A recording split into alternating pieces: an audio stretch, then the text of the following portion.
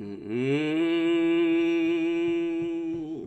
Da da da da da da da da da da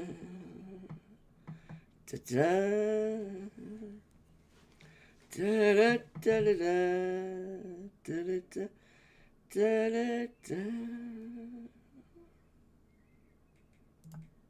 Hello, good evening, and thank you so much for tuning in to our charity live stream. We're raising money for Rainbows Hospice in memory of my lovely mum who passed away this day last year on the 27th of May 2022. So hello, good evening. Thank you so much everybody for being here on this charity live stream. We're going to be here for 3 hours. And it's going to be absolutely incredible. We're going to be chatting to guests. We're going to be doing the weather. We'll be raising money and awareness for Rainbows Hospice. And it's going to be epic. Helios Ty. My, don't you look smart? Thank you so much. Thank you so much. I do, don't I? I thought I'd get the old sequin jacket out. Mrs. P loved me, to dress up and be in a suit. However, the hat will be coming off in a moment when I have put my headphones on to chat to Jeffers. So Jeffers is going to be our first guest. I'll be chatting with him imminently, and that'll be in around 5 minutes or so's time. So I just want to say hello to all of you. I know there's lots of people in the live chat. I'll very quickly go through the live chat. It all happened before we started. So James 098, moderator James, gave £100 donation. Thank you so much, my friend. That basically gets us to £1,000 in total. So thank you so much, friend. In fact, I will give the link to Just Give. If anybody wants to donate via Just Giving, then there we go. The link is just there. So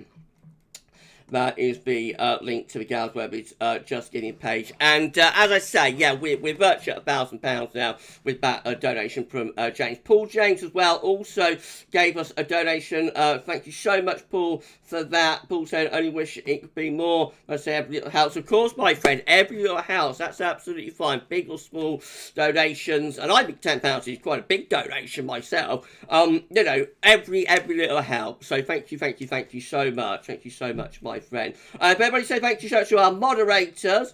We've got James 098 here with us. We've got SB, going to Alpha SB is here, and also we've got Paul James with us as well. Thank you so much to our moderators. I just want to point out Ty.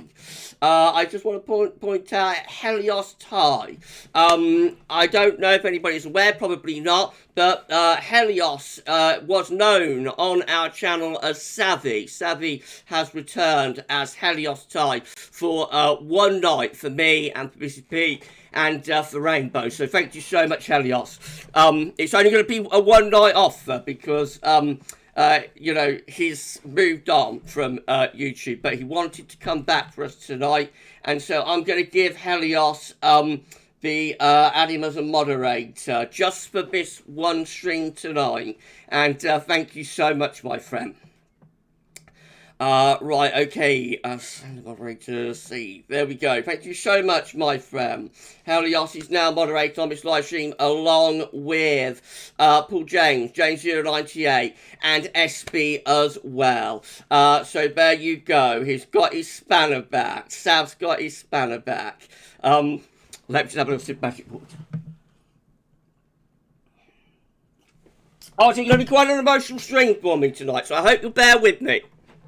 It was its day last year that I lost my mum, and emotions are a little bit high, but I'm gonna control myself. In a moment, I'm gonna get on and chat with Jeffers, and that's gonna be absolutely lovely. So I'll do that in a second. You too, my friends. So glad to see you're all doing okay. Thank you so much, my friend. He's back for one night only. Wow. Okay. Shall we call Jeffers? I'm going to change my hat over. There we go. Thank you so much. I'm so sorry I can't call everybody out, But let me just go through the live chat very briefly. So, all these people are in with us. I'll just do a quick roll call. Finley is in with us. Jeffers Craft is in with us. Luke R is in with us. Mark is here. Mark McInnish will be here actually a little bit later on from 7 p.m. He's at church at the moment. JL, he's here with us as well. We've got Luke R here with us too. Katrine is here with us. We've also got, let's see who's in with us. Michael Johnson is here. Hello to you, my friend. Tim is here as well. Thank you so much, my friend, for being here. We have got also, who else is in with us? Who else is in with us? Matthew Richards, hello to you, my friend. Good evening to Matthew. We've also got with us tonight, Steffi. Hi, Steffi. We'll be chatting later. Thank you so much, Steph, for being here. Shiram, telling me I'm not smart. Thank you so much, Shiram. Thank you. What do you mean to headphones, everybody? B is here as well. Thank you so much to B. Right, who else? Let's see.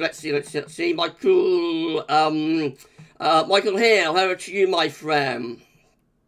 Good evening to Michael Hill, saying welcome home. Thank you so much. Yeah, Sav's back just for tonight. Guy Morley, hello to you, my friend. Hello. Right, okay, that's everybody shouted out. Then shall we give Jeff a call and have a little chat with Jeff first? Why not do that? So where am I going? I've got so many tabs open. I can't believe it. So many tabs. Right, here we go then. So just to say, I better just say about the charity, hadn't I? So we're raising money for Rainbows Hospice. They provide vital care for children and young people with life-limiting conditions. And, you know, they do a fantastic job. I will talk a little bit more about Rainbows later on in the live chat. So I'm going to do an hour on my own between 7:30 and 8:30. So I'll talk a lot more about Rainbows then. But that's the reason we're here, you know, to raise money for the Rainbows Hospice and you know, awareness as well. They do amazing work. They look after children and young people with life-limiting and also terminal conditions as well. B, look, you go, it's so hard. It's been a sad, you know, been that sort of day, but you know, I'm here with you tonight, and you're gonna lift me up. I know you will. Dill's here, Dylan Holbrook. Hello, Joe, friend. Hi, everyone. Hope you're well, doing okay. Hope you're doing okay, Gavin. Brilliant thing you're doing, Miss Lee. Thank you so much, Dylan. Thank you so much. Thank you so much, my friend. Okay, let's call Jeff first, mate. So yeah, the reason we're here is to raise money for Rainbows Hospice, providing vital care for children and also young people with life-limiting and terminal conditions. We are virtually at £1,000 now, adding what the super chat from super chat revenue to what we got on the Just Giving page. So yeah, you know, we're virtually up the target, just another £10 or so. And we'll be there. Right, so I'm going to call up Jeffers on Discord.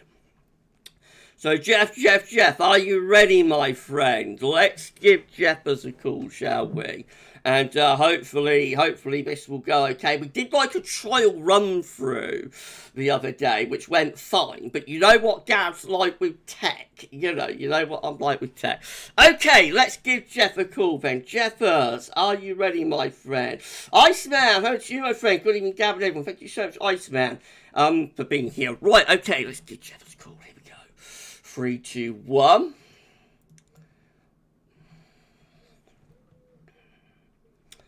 Okay, here we go. Hello. Hi, Jeffers. Hi, Jeff. Hey, what's happening? How are you, my friend? Doing great. How's everybody? I'm just going to check make sure everyone can hear you. Can everybody hear Jeffers? If you can confirm that you can hear Jeffers, please Can you hear me? Everybody, I think they can because Streamlabs is looking all right, but we'll just wait for awesome. It's good to be here. It's good to see a few people in the chat that I haven't seen either for a long time. It's great to have you here, my friend. It's absolutely fantastic. Yeah, Helios is confirming can hear him all good. That's great. Thank you so much, my friend. It's great to have you here, Jeffers. Thank you so much for joining me. It's been a long time coming, this, because we first spoke about doing something together in 2020, didn't we, in the lockdown? Yeah, we were talking about talking about Star Wars or something, I believe. Yeah. Yeah. and here we go. All these years on, we finally, you know, Yeah. got something together. Thank you so much, my friend. How is it on the West Coast? It's Jeffers on the West Coast, everybody. Yeah, on the West Coast, it's been beautiful weather. So for the past month or so, Oh, lovely. I mean, after the crazy winter we had, it's been pretty nice. So Oh, goodness gracious! You did have a very, very crazy winter, didn't you? yeah, man, nothing like I remember ever before, honestly. What happened, Jeff? Well, I don't know. It snowed, right? Which Okay. it's done that before, but after it snowed some more, and then it snowed some more, and then and then some more, and then anyway, once it snowed, it started to rain, and so all of this snow like piled on my roof, right? The rain came down so hard it just started washing it down, and it flooded my house. Man, it was just like something out of a movie, you know? Goodness gracious, Jeff. Sounds dramatic.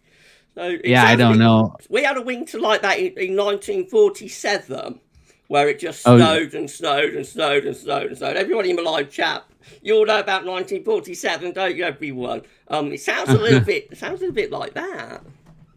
yeah, probably. I mean, I don't know. I don't remember it ever being in my life like this. You know, I remember it rained a lot. I don't know what was it, the 97 possibly. It rained a ton, but El nothing Nino. like this. Yeah. El Goodness Nino. gracious. Somebody just asking me, hold on, Jess, someone just asking me what the total is. I think it Maureen B was asking what the total is now.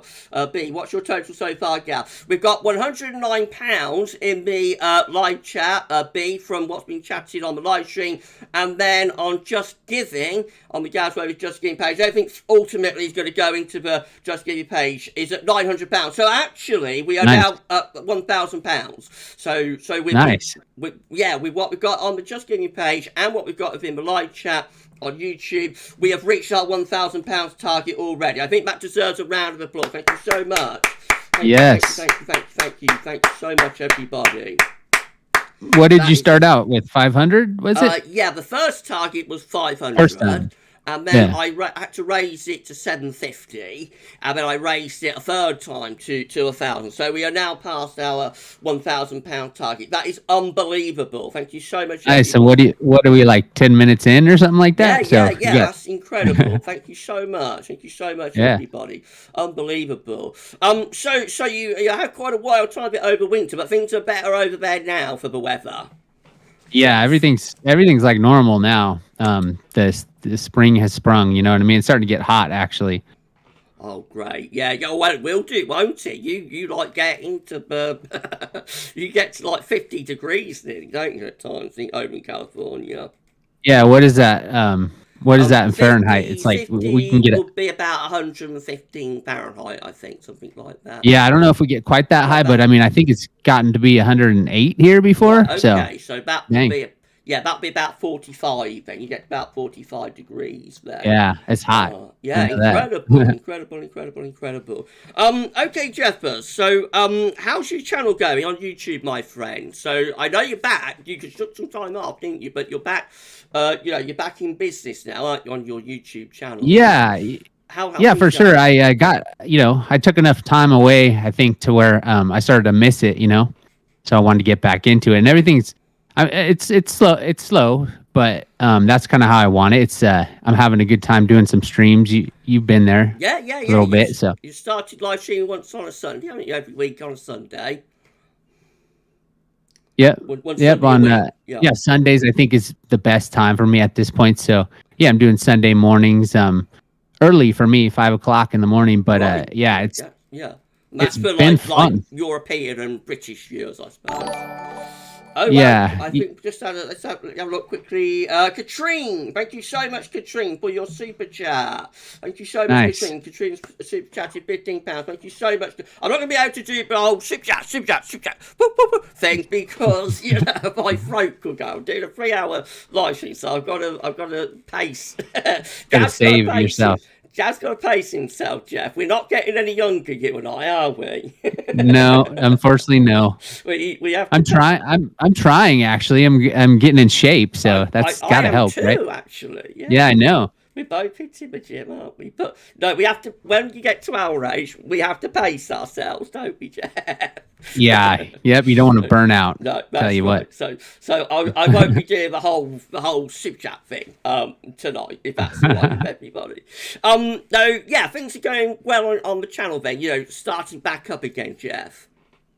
Yeah, I even put out a video. I wasn't planning on doing that. I was just gonna do some live streaming at first, but you know, like I said, I kind of like missed it, so I decided to do it. The Wraith SMP, I'm still keeping that going, Right. a little bit.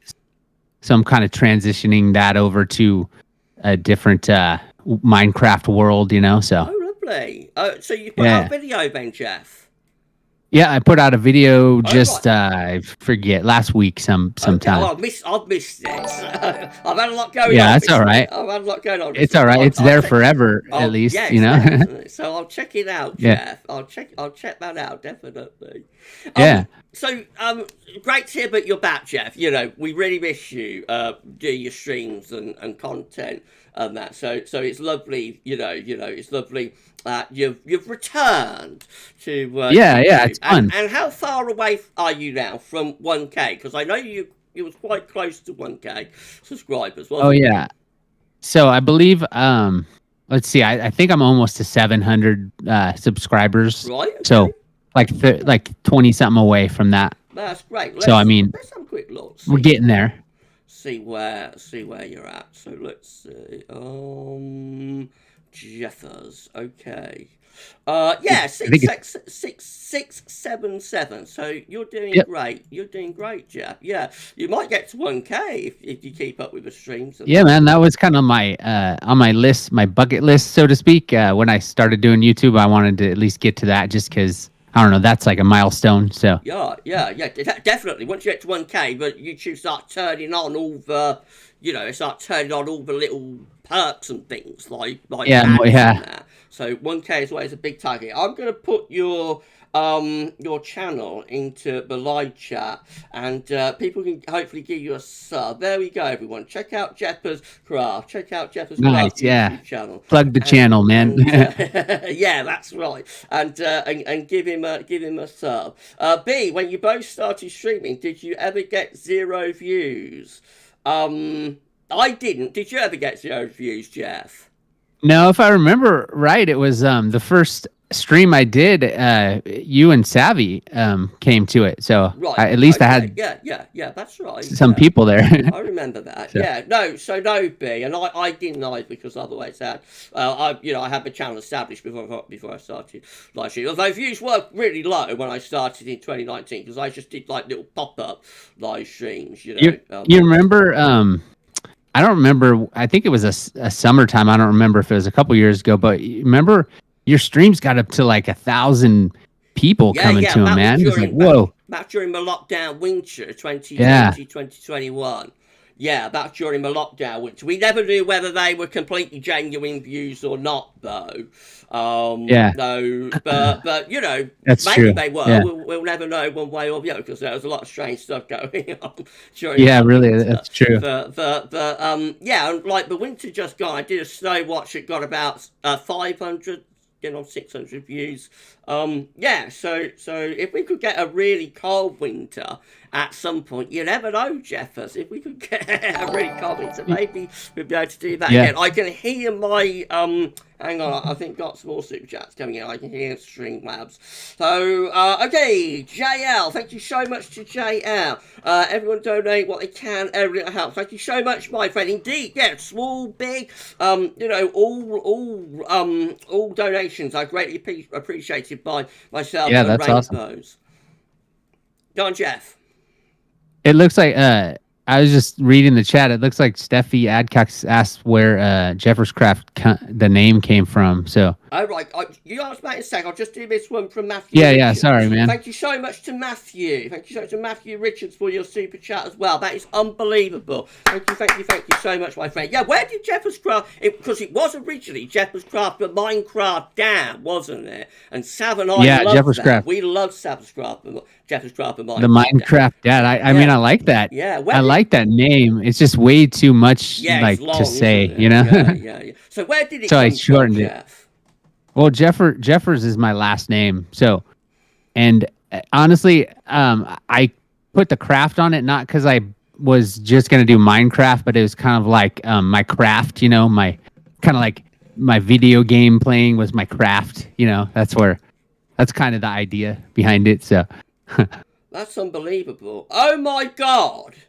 Look at that, 100. Jeffers. You won't believe it. SB. SB, yes. SB, what are you doing, SB? Oh, God, goodness gracious me, SB. Thank you that's so much. That's a lot. much. Yeah, that's awesome. Go on, Jeff. Oh, I just said that's a lot. That's a big donation. That is a huge donation. Thank you so much. I think that warrants one. Jeffers, you might want to take your headphones off just for 1 second. Yeah, go ahead. Super chat. Woo. Thank you so much, SB. That is unbelievable. Thank you so much. Very nice. The amazing outro, SB. Oh, goodness gracious. But live stream now, Jeff, is on £286.57. Nice. Just unbelievable. Thank you so much, everybody. That's crazy. Thank you so much to SB. Right, Jeffers, you said about your channel name. I'm so sorry. Yeah, no, it's all good. Yeah, so it's just basically just me putting my last name to, like my craft. You know what I mean? Yeah, that's right. And so it just so happens that I play a lot of Minecraft, so it does kind of seem like that the craft came from that. But either way, I mean, it's all good. It kind of became my brand a little bit, you know. So. Definitely. It's a fantastic name, and as I say, we love Sam. I love the Minecraft Dad as well. But I know what you short that. Yeah. It was a long username, wasn't it? Yeah, for sure. So Too how much. did you get into Minecraft, Jeff? That's something else that I wanted to discuss with you. How did you get into the whole Minecraft? Yeah. Have you done it all, from when you was young, or? No, actually, I really if I'm being honest, and no offense to people that love Minecraft, but when Minecraft first came out, I was into things like Skyrim and, more graphically intense games. And, Minecraft was just kind of like weird to me, and I didn't really get into it, but my kids got me into it later on. I put it on my phone and I started like going into creative mode and building stuff, and I enjoyed it, and it kind of just, evolved from that. So that's great. B is asking about your channel. B, I'm going to post the link again to Jeffers' channel. Jeffers' channel is Jeffers Craft. Jeffers Craft. I'm going to post the link again in the live chat. So there you go, B. There's the link to Jeffers Craft channel. It's just youtube.com/@JeffersCraft. But that's the link, and give Jeffers a sub, B, and that would be greatly appreciated. Yeah, come check out the channel too. I got I couldn't believe it. I looked at it today. I got 500 videos or something. So there's a lot of content on there if you're into that type of stuff. That is incredible, Jeff. That's absolutely amazing. We had a super chat as well from the amazing Marcus guy. Thank you so much to the amazing Marcus guy. Hey Gab, it's not much, but I hope it helps. You're truly incredible, and I know Mrs. P will be looking down on you today. So proud of how far you've come. Thank you so much, my friend. Thank you so much. Before the end of this live stream, I'm going to crack. I almost cracked at the start. When I gave Sav his or Helios his spanner back, for one last time. I almost cracked then because of everything that he went through a while Yeah. ago. But I held it together, and I've almost cracked again reading that super chat. But I bet at some point I'm gonna crack. I know I am. Yeah, it's all right. You cry away, man, on stream. It's Thank you so nothing much, wrong my with that. friend. Thank you so much. Thank you so much for the amazing Marcus guy. Now, Jeff, I want to chat about your day job, because YouTube isn't your day job, is it? You actually do pest control, don't you, for your day job? Yeah, I would love it. I would love it though if YouTube was my day job, but no, at this point I have to do other things. So yeah, I do. I work for a pest control company. I do inspections basically for things like termites, wood destroying, dry rot, stuff like that. So yeah. I bet that's interesting. I bet you see some damage, don't you? Yeah. I got to crawl underneath houses and things like that. Go into attics, and it's fun. It's fun. There's some good things, good and bad, just like with everything, probably. I bet it's like dusty spaces, isn't it? Sometimes. Yeah, you got to wear a mask. Yeah, wear a mask. But I bet you like see. Have you ever gone into an attic where it's like antiques or something, and things that look like they would be really valuable? Oh man, one time I found a box of old Star Wars figures under a house. Yeah. I would love that. To be honest, that was interesting. I've got about 3 boxes of old Star Wars figures up in my attic, actually. So, cool, yeah. I always said you could probably sell those if you wanted. I always said they would be my pension. When I retire. Yeah. I'd sell them. They would be my pension. Yeah. Before you go, Jeffers, we've got to talk about Star Wars, haven't we?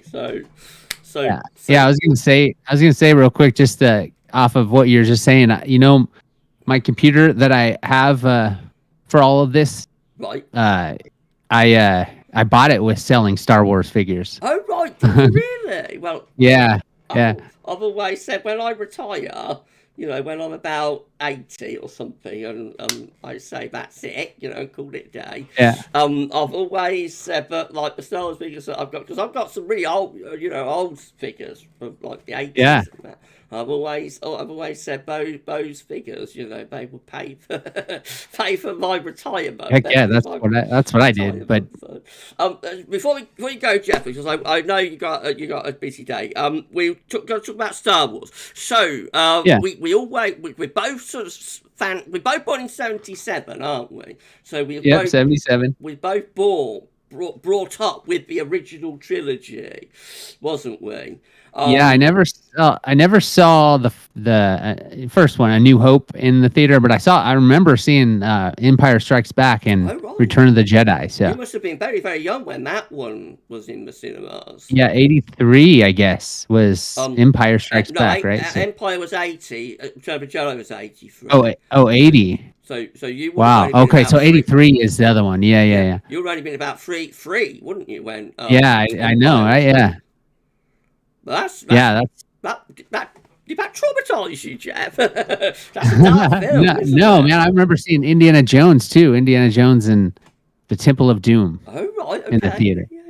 Yeah. But Empire is dark, for a 3-year-old. Yeah, the Darth Vader scene. Yeah, when he comes. He gets his hand cut off, and there's a scene where Luke's having like a vision, and he decapitates. Oh yeah, that's right. On Dagobah. Dagobah, yeah. And that's a very, very, very dark scene, isn't it? That's like. Oh yeah. That's like he sees himself. It took me a long time to realize who that was. It wasn't until I was older that I recognized the face in the mask. You was probably so young that you're too young to be traumatized by it. I remember. When you found. I remember the snow. The snow stuff on Hoth is, I enjoyed that. When you when you found out, that Darth was Luke's dad, you was perhaps a bit too young, because I know a lot of kids back then, they were quite traumatized by that, weren't they? That revelation. Probably, yeah. It's like I don't know. I think I took my son to see Fellowship of the Ring, Lord of the Rings, when he was super. He was super young. I don't remember the year, but anyway, I think he got scared. I had to take him out of the theater. It's like too Right. young. Yeah. That's a long film as well, isn't it? That's about 3 hours. Yeah, that's another reason I'm sure get bored. Yeah. Oh, thank you so much, Jeff, for joining me. What do you think of the sequels, by the way, Jeff? The What do I Disney think of them? trilogy. What's your Oh, take? well, I don't know. There's some good and bad to it. I mean, I always say that about everything, I guess, but I mean, it's not if you've ever read like any of the books from the expanded universe before Disney kind of threw it in the garbage, that I preferred all of that way more, more as an add-on than Me too. the Me other too. stuff. Me too. But I'm sorry, you're referring to the prequels, right? No, but Disney trilogy. Oh, the Disney, yeah. The Yeah, Disney yeah. now. I mean, 7, 8, and I would 9. definitely be happy if they redid that, but it's kind of too late. But if they It's never going to went a happen different now, is direction, it? No, it's not. I want. Do you know who Darth Revan is? Have you heard of Darth Revan? I do. I have heard. Yeah, I'm not sure though. Yeah. So I think if Disney managed to get Keanu Reeves to play Darth Revan, dude, I think that would change it all for me. I'd be into that. Definitely, Jeff. Yeah, I'm not keen on the on the Disney trilogy. I don't. I didn't mind the prequels. I thought prequels. They're flawed, but I didn't mind the prequels. But Yeah. I'm not a Disney Star Wars fan. Oh, we've had another super chat while I've been chatting from Matthew Orchard. Thank you so much. Good evening, Gavin Jeppers. Thank you so much, Matthew. That's incredible. Hi, Matthew. Yeah. Thank you so much, my friend, for your super chat. Are you live streaming tomorrow, Jeff? Yes, I am tomorrow morning, 5:00. Right, okay, that'll be around 1 o'clock British time, won't Yeah, it? it's probably better for you guys, huh? It's midday. Yeah. I'm having like a very quiet day tomorrow. I'm going to do one video, 10 to 14 day tomorrow afternoon. But basically, once this live stream's out the way, I've already got the historic video done for Monday. So basically, once this live stream's out where I've done it, then I'm going to have like a couple of days to sort of get myself back together a little bit. Take a bit of a break, huh? Have a bit of a break and, reflect. I think it'll be a time of reflection. What do you do with your time when you're not doing YouTube? Work out or? Yeah, garden. I've got quite a large garden, so I do that. I'm going to the gym now. I try to get to the cinema. Yeah, so I have quite a lot of stuff going on. I have quite a lot of stuff going on. Howard saying he loves the disco gig. Thank you so much. I thought I'd get a little bit dressed up tonight because Mrs. P, my mum, always liked to suit and she always get a bit dressed up with things. I thought, looking good. I thought in her, in honor of Mrs. P, I would sort of dress up and put a bit of sparkle on. That. So I'm probably a bit overdressed, but you can't get overdressed for a charity live stream. Yeah, I like your little live on the air neon sign in the back too. That's pretty cool. Yeah, my lovely sister-in-law and brother got me that for Christmas. Sarah and David. Yeah, they brought me that for Christmas. That's nice, isn't it? Yeah, it looks cool. I've become professional, Jeffers. I've become a professional live streamer. Who would have it looks like that? on the news, man. Who would have thought that Gav would finally become professional? Okay, my friend, I will let you get on. We'll just go through live chat. If anyone wants to ask Jeffers anything, 2 minutes and then we'll let Jeffers get on. So if you've got any questions for Jeff, then fire away. Man in a Pit is Gavin's accent Southern England. It's Northamptonian, so it's like a cross between London and Birmingham. So basically, I sound as common as muck.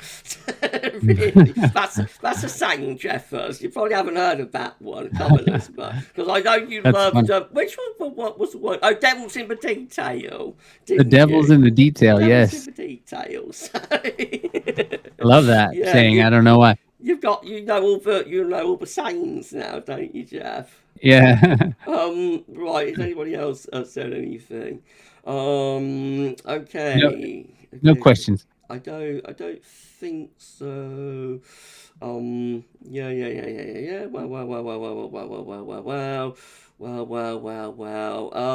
No, I don't think so. I think that's it. So, All yeah. right. Thank you so much, Jeff. Oh, Matthew Rich, I had Oh yeah. Star Wars Weekly on order from the Sweet Shop. I used to get that, I think, or one of the Star Wars magazines. Yeah, I remember that magazine. I think. Yeah. Yes, yeah. A Man in a Pit is saying prequel's very good, but episode one suffers from a visible lack of drama, lack of visible viable drama. So yeah, episode one it's the worst of George's six, I think, but there's still a lot to enjoy. Even in that one, isn't there, Jeff?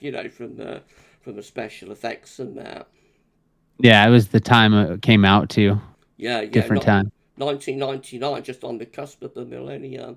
Oh, before we Yeah. go, let's just do Monty's super chat. Monty, thank you so much to Monty Pio for your Nice. super chat. That is unbelievably kind. Thank you so much, Monty.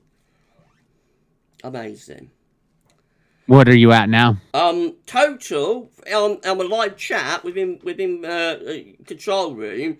Oh, there's another one. We're at £334.55. Reading Lad, thank you so much to Reading Lad. Hi, here's my donation. Sorry, it's not more. That's no problem, my friend. That's absolutely incredible. Thank you so much.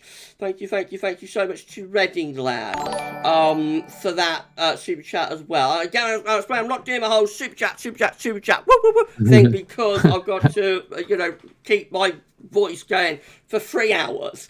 YouTube. YouTube. I might do that one at some point because that's not too bad on the throat, but it's like the woo.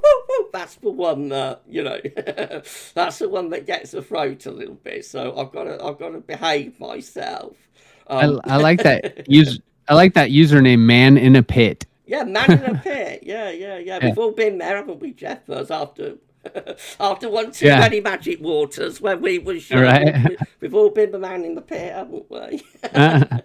Yeah. Right, Ben Jeffers, thank you so much. Oh, how about a super chat from Man in the Pit, actually? Thank Yeah, you that's what I saw. Yeah, thank you so much, Man in the Pit, for your super chat as well. We are now at £336.54 to add to, and I'll just check see what's happening on Just Giving. So Just Giving is up to £920.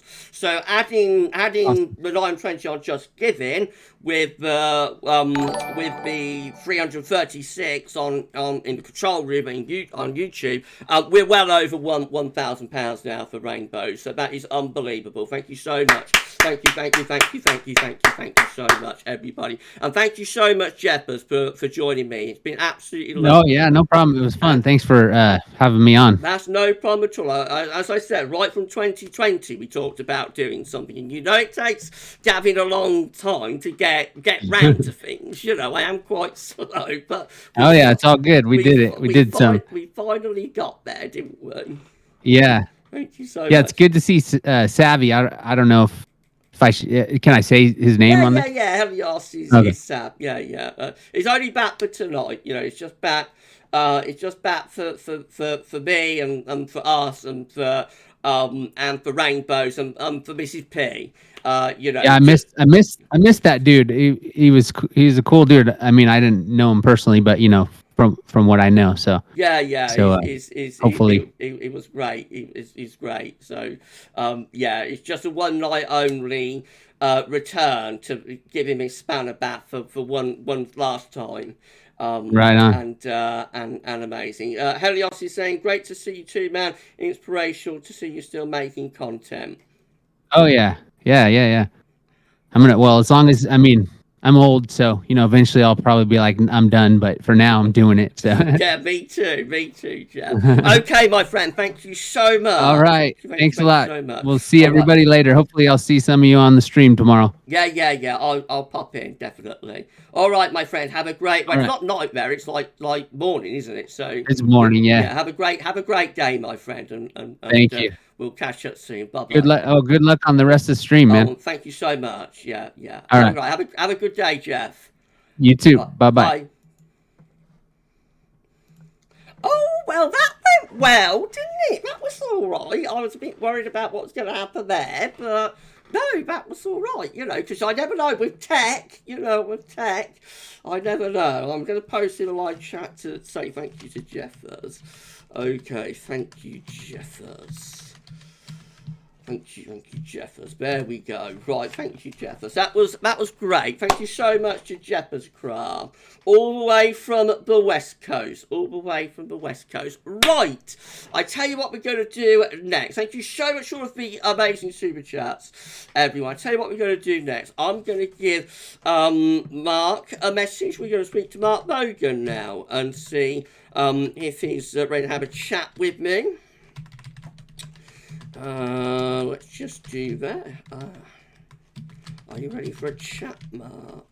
There we go. Lovely. So, if Mark's ready, then we shall have a chat with Mark Bogan and see how Mark's doing. Thank you so much, everybody, for an incredible live stream. Thank you so much for the live stream that we've had so far. We're at 37 concurrent viewers with 21 likes on the stream. And we have earned in the live chat £336.54. By the way, a little bit later on in the live stream, you're going to hear from Brian and also from Richard. So the amazing Richard Trott, being part of Gareth Weber for so very long, nobody knows what he sounds like. You're going to find out a little bit later on in the live stream. And also you're going to hear from Brian Gaze as well, because I started to do the weather on the Weather Outlook. So I'm going to have a message from Brian as well. Okay, I think Mark is ready for us. So I'm doing that with Jabbers on Discord. So we're going to do this, or try to do this on Facebook. Hopefully it'll all work okay. We did have a run through the other day, so let's have a look. Let's see. Here we go then, Mark. Let's start the call. Oh, that sounds posh, doesn't it? Sounds nice dial tone, doesn't it? Calling Mark Bogan. Hello. Good evening, sir. How you doing? Good evening, Mark. Hello to Mark Bogan. Thank you so much, my friend, for being here. Thank you for having me on. I am terrific, thank you. Yourself? Oh yeah, I'm doing good. I got a little bit emotional at the start. I don't know if you saw the start, but that's absolutely fine. That's absolutely fine. I just held it together. I was very close, but I just about held myself, and but I might go before the end at some point before the end. Listen, but it's an emotional. It's good to let go. It's good to let go, my man. It's an emotional. Day, and I suppose it's understandable, isn't it? Thank you so much, my friend, for being here on our live stream tonight. It's Mark Bogan, everybody. Hello. Let's give Mark a round of applause. It's an absolute pleasure to be part of your very special live stream, and it's also a great honour to be invited on, Gavin. So I really appreciate that. Oh, that is no problem at all, my friend. It's a pleasure having you. Thank you so much. So, Mark, I thought what we could start chatting about is how you got interested in the weather. So, you've had interest for a long while, haven't you, my friend? Yes. So, well, I've moved around quite a lot over the years. I turned 40 this year, and I would say I think I've lived in about 20 different places. Sorry, Mark. 1 second. How was turning 40? No different. Quite honestly, no different to turning 39. That's the way I look at it. It's just a number. I was all right with 40, but I did get a bit depressed about 30. But I wasn't too bad with 40. Anyway, carry on, my friend.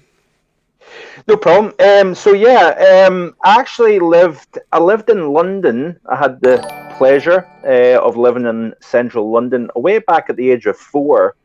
And interestingly enough, of course, the Great Storm of '87 took place at the time that I lived. At the time that I lived in central London, and many people would say, "How the heck do you remember that?" But funny enough, even at the age of 4, I do vaguely remember that storm, and to this day, I've always attributed that storm to my passion of weather today. Right. That, you know, I can't guarantee that that was the seed to, you know, the interest I've got now, but I always kind of put that event down to my interest today. Yeah. We were very well. Obviously, at the time, it was like a devastating event, wasn't it? So we were unlucky to live through that. Although here in North Hampshire, it wasn't. We got away with it, just sort of skirted to the very south of Northampton. But the worst of it was like to the south and to the southeast. But so anyone who experienced this great storm was unlucky to have to go through that, because it's like a once in a 200-year event or something, wasn't it? Yes. But we was also lucky as kids, you know, to go through not just that, but through the 80s, weren't we? You know, because it was a decade that had some very interesting weather, didn't it? It certainly was. Yeah, it certainly was. And then, of course, you go through a period of the 90s where there was very kind of little, you know, especially winter stuff as well. Winters went down the tubes in the 90s, but the summers were all right. The summers were quite nice. Yeah. There was a wee mixture, wasn't there? And then, of course, a kind of, to the best of my knowledge, like kind of the late 2008, 9, that kind of period seemed to be a fairly cool period, of course. And then we've kind of started to kind of jack up the temperatures, I think, in recent years. That's right. Michael Hill is saying, I remember 87 and all the broken trees. Yeah, that was incredible. The sight of the trees just flattened was incredible, wasn't it, Jeff? Wasn't it? Yeah.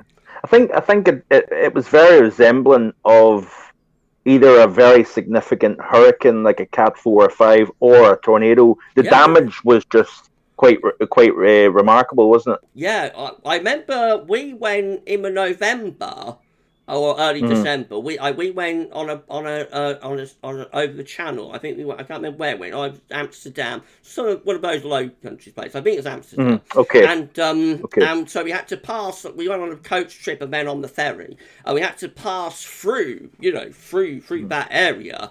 And it was, I hadn't ever seen anything like that, and I haven't seen anything like that since. The way all the trees were felled, you know, just acres and acres and acres and acres of trees just felled and flattened.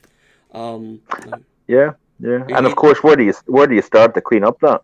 Yeah, I don't know. And then you've got to replant all the bird trees, well, which I think they did, didn't they? But they So, Mark, how's things going on YouTube, my friend? How's your channel doing now? Yes, it's growing remarkably well, actually, Gavin. I would say, well, I've actually had the YouTube channel since 2010. Oh, right. So you started before I did, man. Yeah, but it was very slow for a period of years, and then my website was subscription based for a period of time, so I kind of stopped doing videos on YouTube, and it was actually directly through the website. But I would say in the last 3 or 4 years, I've kind of started to get back into doing daily videos. And it's over the last well, part of the reason is thanks to your own support as well through retweets and things like that. But certainly over the last year or so, it's doubled, even tripled in terms of subscription. You're very close to 5k subscribers now, aren't you? Very close to 5k subscribers. You're at 4.59, so you're virtually at 4,600. So you're doing great, my friend. I'm going to post the link to your channel in the. Thank you very much. In the live chat. If anybody is not, I think most of my viewers, Gazlover's viewers, will be subscribed anyway, because I told everybody to subscribe to you, but I had to take time after I had my mouth operation, didn't I? So I think a lot of people. But if anybody isn't subscribed to Mark, then please give Mark a sub, and I'm going to post Mark's channel. There we go. So that's Mark's channel. Please subscribe, ding the bell, tell your friends, family, neighbour, doctor, auntie, vicar, mother-in-law, GP, tell everybody to subscribe to Mark Bogan. and check out Mark's content. Mark does absolutely fantastic videos. I think we complement one another very well, don't we? I see a lot of YouTube channels have sprung up over the years doing the weather. Yes. And you know, great. It's great for all of them. I like to encourage new talent and, you know, support new talent. But I think your videos are, you know, really good. You know, really high quality. You're up there with the best, Mark. So thank you very much. That's absolutely fantastic the way you do your content. Now, because you also have a day job, don't you, Mark? So yes. Tell everyone a little bit about the day job, my friend. So up until November last year, I did drive with a company that took me over all around the UK. I did some of the near continent as well. So quite often I was in France, Belgium, Holland. I even went down as far as the north of Spain one time, which was quite interesting. And what I love about the job is the fact that your interest in the weather goes hand in hand with driving. You know, the weather, you know, significantly impacts driving either a car or a lorry or a bus. Definitely. And, you know, we experience all types of weather, you know, when you're covering the miles. I love driving as well as having my passion for weather, because you get to experience the weather firsthand, you know. Definitely. No, it's pivotal, isn't it? You know, it's going to be rough weather, and like sometimes the bridges can close, can't they? You know. There's if even between. Yes, exactly. Even between here, where I'm located, just roughly 18 miles north of Inverness, I've got 2 bridges to cross between my work and the house, within a short 20-minute drive. And then, of course, you've got the infamous A9. So that's always an interesting challenge in the wintertime, driving up and down through the Central Highlands. It's always interesting, that. Yeah, I can imagine it is. And I bet travelling around, you know, not just from this country, but into the continent, you see so much variable weather as well, I'm sure. So yes. I bet in the winter you can, like, leave here and it's going to be, like, mild. And then you get to your destination, maybe on continent something. It can be freezing cold or snowy or something. Has that ever happened? Yeah, I mean, I've left here. There's been nothing really to write home about. You drive, obviously, once you leave Inverness, you climb up what you call Drumossie Brae. That's quite a steep climb up. Then you're reaching the Slough Summit. You're about 1,200 feet above sea level there, Gavin, you know. And then, of course, you drive down past Aviemore, Dalwhinnie being one of the coldest places in the UK, of course. Then over the Drumoctor Pass, which is about 1,500 feet above sea level. And you could have, you know, potentially upwards of a foot, 2 feet. I've seen as much as 5 feet of snow kind of piled up at the sides of the roads, especially in particularly bad winters. Even the last 5, 6, 7 years, you know, it can be a different world there compared to the rest of the UK. Like, and I think go up into that elevation, and you can make it's quite a fascinating part of the world, really, to live in, actually, especially from a weather point of view, because you've got the beautiful countryside and the mountains and the lakes or lochs or whatever way you want to say it, and you've got the west coast, very rugged, very wild, of course, in exposure of the Atlantic. Yeah, it's a terrific. I would certainly recommend it if anybody hasn't been up to the north of Scotland. I certainly recommend it, because it's a definitely got to go more. We went to Scotland once when I was very young. Okay. I was about 10 or 11, and we went to the Glasgow Garden Festivals on a trip, and we went to Edinburgh as well. So I was seeing the capital and I was seeing Glasgow, but that's the only time I've ever been to Scotland. Actually. Yeah, okay. I've got to go. We have got to go north. Just a second, Mark. So we've had a super chat from the best of Sweden. TBOS has given us a super chat saying, good evening, everyone. Here's a small donation to this wonderful cause. Thank you so much. Thank you so much to the best of Sweden. We are now, Mark, can you believe this? We are now at £448.20 in the control room here Fantastic. on YouTube.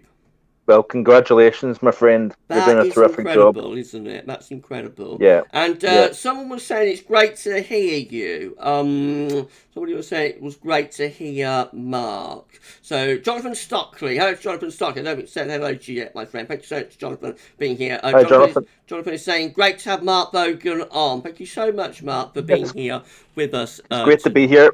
And yeah, I'm definitely going to go north. Gav will go north, and we'll perhaps have a wee dram. We could meet up and have a wee dram together. Yeah, wonderful. Yeah, it'd be fantastic. That would be lovely.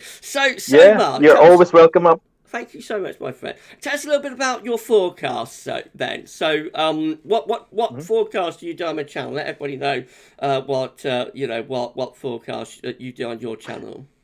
Okay, so I've released last Monday. I released the my summer 2023 forecast. Of course, I'll tell you what, Gav. It was a very, very tough call to make. I think because you've got the demise of the La Nina.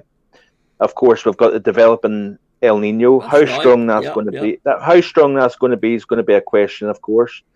How much impact does that have during the summer season? Because, of course, we've always got that lag between the development of something and the response to the atmosphere. Global sea surface temperatures, of course, are a lot warmer than they were 10 years ago. We've got an overall warmer planet. So I've kind of leaned towards the warmer than average. Right. In terms of the June through August period. Okay. But I've also leaned wetter than average because 2012 I forecasted a barbecue summer. I think that was actually the infamous year that the Met Office did as well, if I'm right in saying. Okay. Yeah, it's around there, wasn't it? Somewhere around either 2011 or 2012, I think. Yeah. Warmer and wetter is the theme that I've went for because it's been quite a wet spring, hasn't it? That's right. Yeah. Especially the further south you go in the UK. So I suppose with a warm and wet summer, that would imply like volatility. You think there might be quite a bit of volatile weather? Yeah. In thunder and convection. I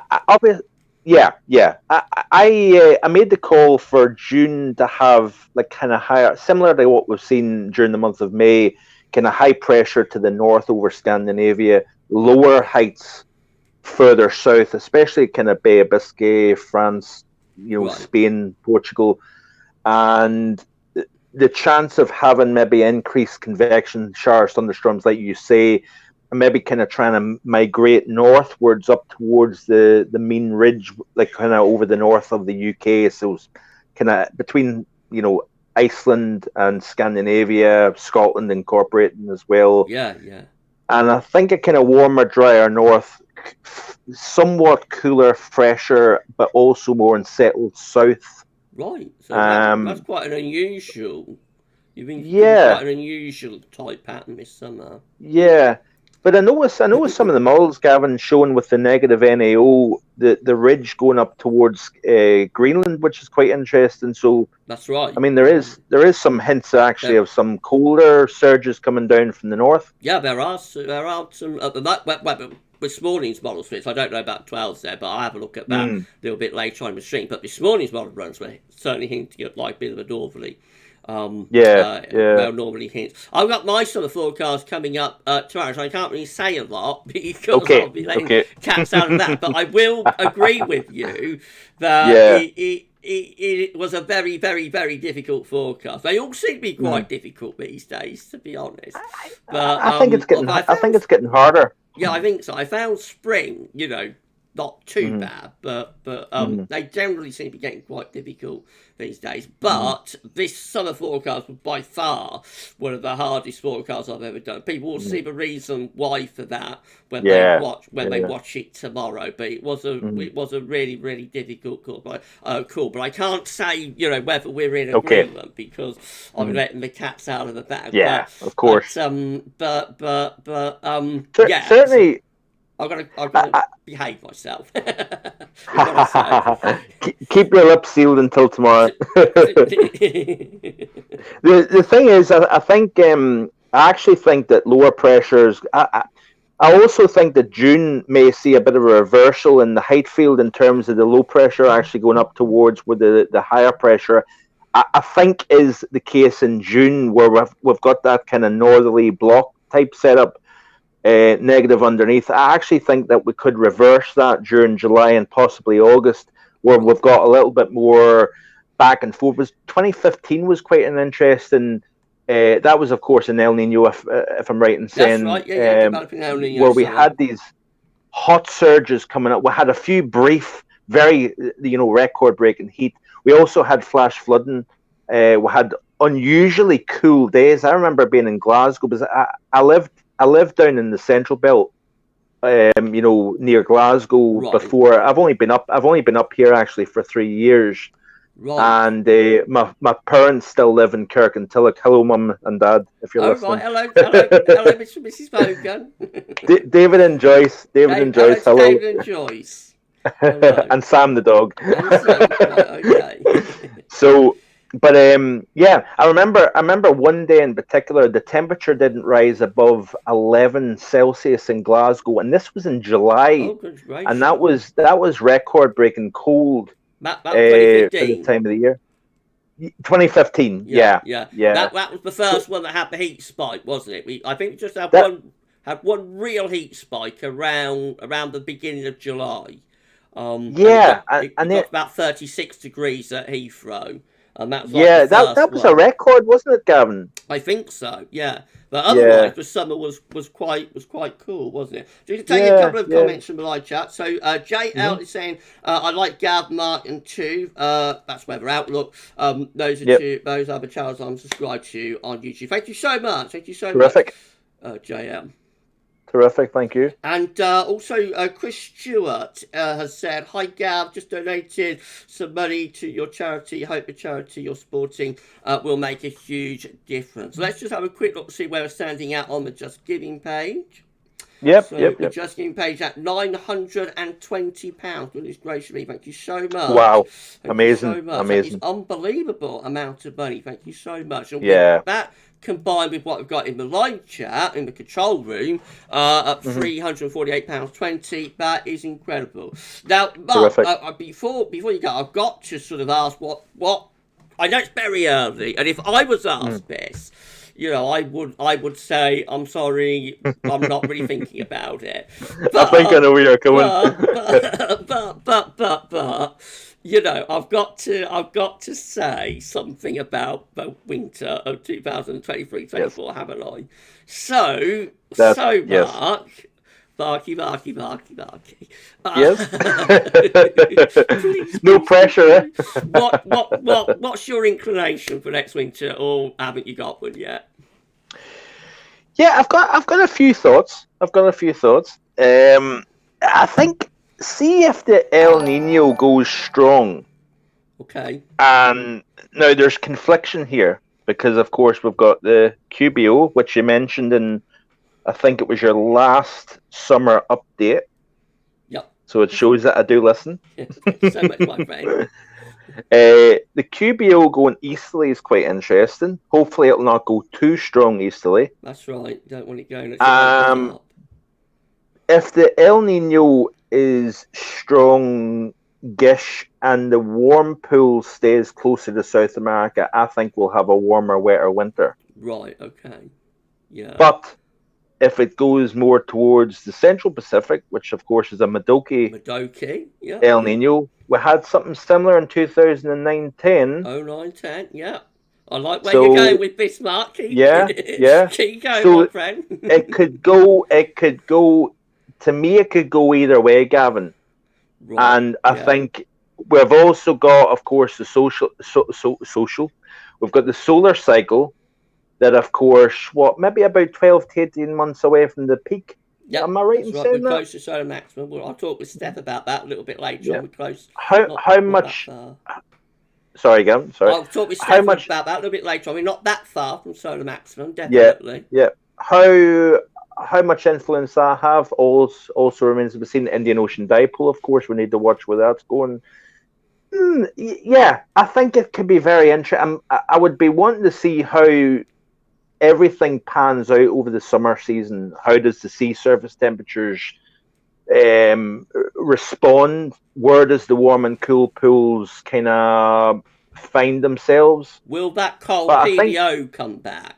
With that yeah, cold PDO, yeah, if we get the cold PDO, that will hmm help to force hmm the El Nino to a Madoki, I think, is the right. general Okay, idea. okay, So the PDO will also be something that will be quite yeah. interesting to keep an eye Because on. with But I always, if El Nino powers up, then I always take that as a bad sign. You know, yeah, yeah, if it, and same with La Nina. If either state El Nino or La Nina, if they power up and it becomes an event on steroids, then yeah. draw the I think curtain. I Draw the think it curtain. overwhelms the pattern. Yeah, Yeah, and then yeah, I think that would probably correspond to possibly a stronger stratospheric polar vortex as well. Which, of course, if you've got that, it's the jet streams off to the races in between, yeah. isn't it? Like That's right. Yeah. So, I but always I've always thought that the winter of 97, 98 would have been a cold winter because otherwise I think that had like ECQBO but wasn't overly strong, had a tripole yeah, in the Atlantic. yeah, It was still quite low solar as well, but yeah, it was still in the lag time after the solar minimum of the mid yeah, 90s. I think mm 97, 98 would have been a cold winter, and it would have been like the third of three because there was a cold winter in 95, 96, and then yeah, another coldish winter 96, 97. And if we had a yep, third for 97, mm 98, we would have a very different view, I think, of the 1990s yeah. winters. I Because I everything think the other El than the Nino. El Nino on paper would look good for a cold winter, Yes, but it was that El yeah. Nino but just overrode everything. It just overpowered the system, really, doesn't it? Definitely. I think Everybody, you got any questions for Mark? Yeah, I'm just going to ask. Don't mind if anybody's got any questions, Mark. yep, no problem. If anybody's Fire got any away. questions for Mark, then please fire away in the live chat. Let me just do this super chat. While we were chatting, we had a super chat come in from Shiram. Thank you so much to Shiram. Saying every donation helps Gavin. This is for a very good cause. Thank you so much. Thank you so much for your donation. Terrific. Shiram. Terrific. That is unbelievable. Thank you so much, my friend. Dean Ratcliffe is saying, I do love and follow both. I think that's you and I, Mark. All right. Okay. Perfect. Thank you very much. That's lovely. That's lovely. Very appreciated. Definitely. Chris Stewart, Gav, last summer, had several heat spikes. Would you call summer 2022 the daddy for hot summers caused by heat spikes? It was a very, very spiky summer, wasn't it? Last summer, Yeah. those heat spikes were until actually August was when the heat got really locked in. More so than July. July was up and down, wasn't it? I've done a historic video. Yeah. There'll be a historic video for summer 2022 coming on Monday. And so I've forgotten that July was a bit of a roller coaster month actually. But then it's like August in the first half, but the heat really locked in. Wasn't heat spikes, but it was just day after day of hot weather, which is typical of a genuinely hot summer. Yeah. I think summers are becoming quite difficult as well as winters. I think the teleconnections aren't quite the same as what they were when the overall net ocean temperature was different. I think the parameters are slightly shifting because the ocean temperatures are warming up. Definitely, yeah. And I think it's becoming more difficult to call. I find all the drivers tend to switch off in summer. You know? Yeah, yeah. I just don't. Yeah. For me, the drivers just don't seem to work. I don't know No. whether they did 30 years ago, but and even in winter, but as you say, the drivers aren't having the same effect. We've got a question from Adam, Adam Blunston, saying, Mark, I got a question for you. Do you think it's going to be a hot July? Do you think it will be a hot July, Mark? I'm actually going for a fairly unset. I think July. I visualise July having low pressure to the northwest, up to between Iceland and Scotland. So therefore, you've got always the opportunity of having hotter air coming up from the south, either from the Western Med or from Iberia, with the position of high pressure over the continent, low pressure to the west, to the northwest of the UK. So I think there's going to be a back and forth, something kind of similar to what we've seen in 2015, I think. Right, okay. But Yeah, overall, probably I think, favouring the cooler and more I think, unsettled. yeah, I think Scotland may miss out more than this. Always that southeast corner of England, always get those. If you get hotter up into France, you've not got an awful lot of water there separating the southeast of England from the continent. I always think London and the southeast of England in particular is almost kind of continental in terms of climate. Yeah. I think England and eastern portions of England may see some hot spells, but I think Scotland, I actually think June may be the best month further north, and I think there's going to be intrusions of heat from the south during the month of July. Okay. You know. Okay. Hope that If that answers makes your sense. question, Adam. Also I hope got it does. another one. Man in a pit. Man in a pit. Me and Jeffers love this username, Mark. Man in a pit. Okay. He's asking, any thoughts where grass pollen was least dreadful in all places you have dwelled? So where's the least worst place for grass pollen? I don't know. Do you suffer from hay fever, Mark? No, but my wife is quite bad with it. Oh right. Okay. If I'm being honest with you, I'm not particularly that up on the likes of pollen and either grass pollen, tree pollen, or whatever. I always think that further south seems to I'm not sure if because you've got higher UV further south. If I'm being quite honest with you, I'm not 100% sure about that. I would say I think it's further south. Yeah, I would say it's worse further south, and I would say anywhere near the coast would be better. Because the sea, the sea breeze and that air is generally cleaner, and so I would say like if you suffer from any sort of allergy, asthma, or hay fever, you will find that coastal regions just generally would be a little bit better than like being inland. That would be my take, because you've got like fresher air coming in off the sea kind of thing, sea breezes, to stir got up mixing a little bit. Yeah, I think the further south, I could be wrong, but I think the further south you go, probably the I don't know whether even UV actually has a response to it or not. No. I'm not sure. No, I'm not. Mark Kanish has got a question.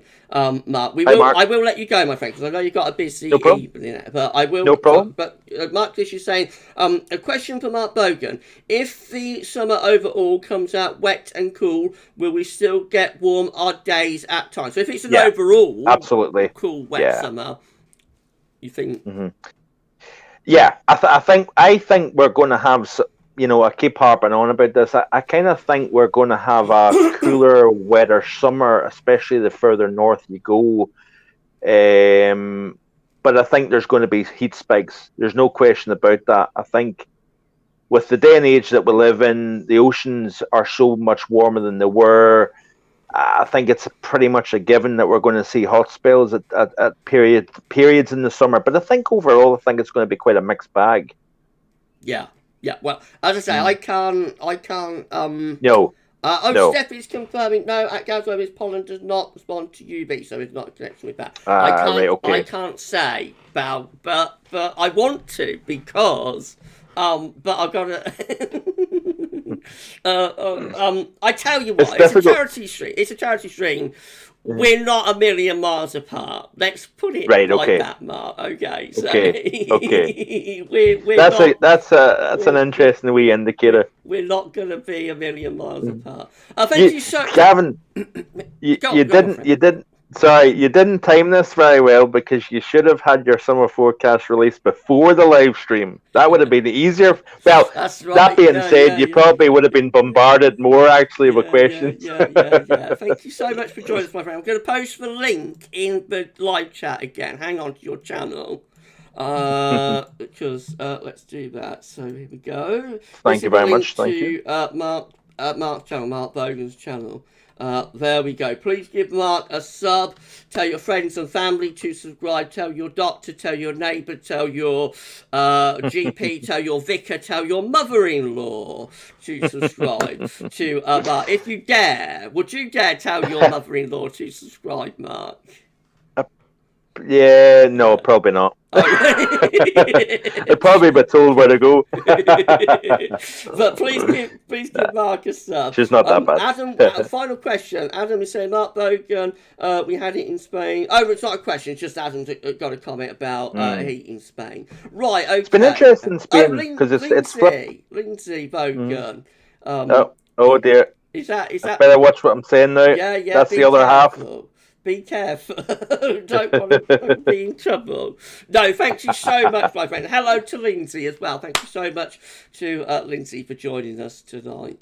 That's incredible. Thank you so much. Thank you so much. Thank you so much. Thank you so much, Mark. It's been absolutely Thank you very much for your everybody's support as well. That's no problem, my friend. And I would like to do more chats with you, actually. So yes, hopefully we'll be able to at least. We won't be regular, but hopefully we can do a few chats in the future. Would be an interest in doing a joint weather video sometime. Definitely, or a joint weather live stream.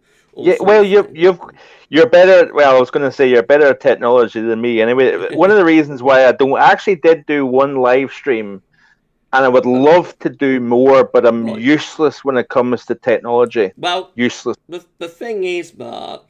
The people who have been with me for a while, which is most people in the live chat tonight, they will remember all of the mistakes I made. If it could go wrong, it did go wrong. In my earlier live streams, I plunged people in. Get this, Mark. I don't know if you've ever heard about this, but I did a live stream in August 2020. And I've been doing video after video, and I was just on my last legs, tired, and I was absolutely exhausted. And I did a live stream to about 125 people on a Sunday evening in August 2020.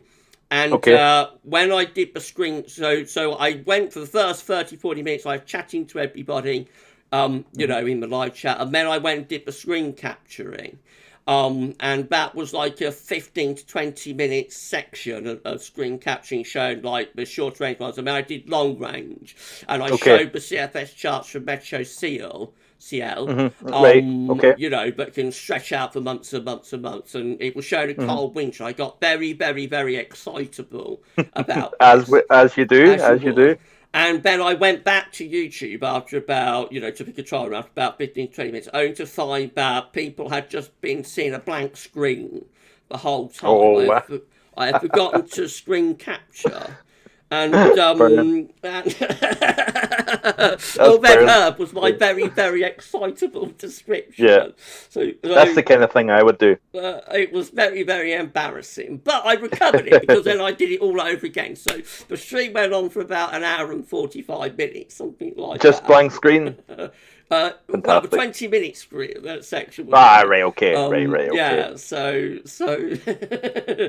these things happen. Jeffers plunging to darkness. We call it the plunging to darkness.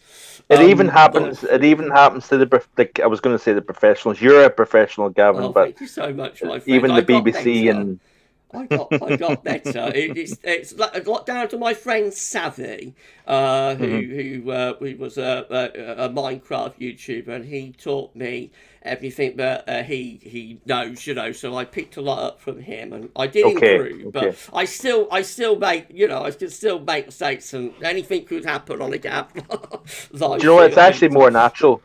It's more natural when there's mistakes. Yeah, but the point is, so the upshot is, Mark, just keep at it, my friend, and own the mistakes, and they can actually become like memes and that, and you can help make us you establish, So you keep at it, my friend. You do some more live streaming very, very soon. I certainly will.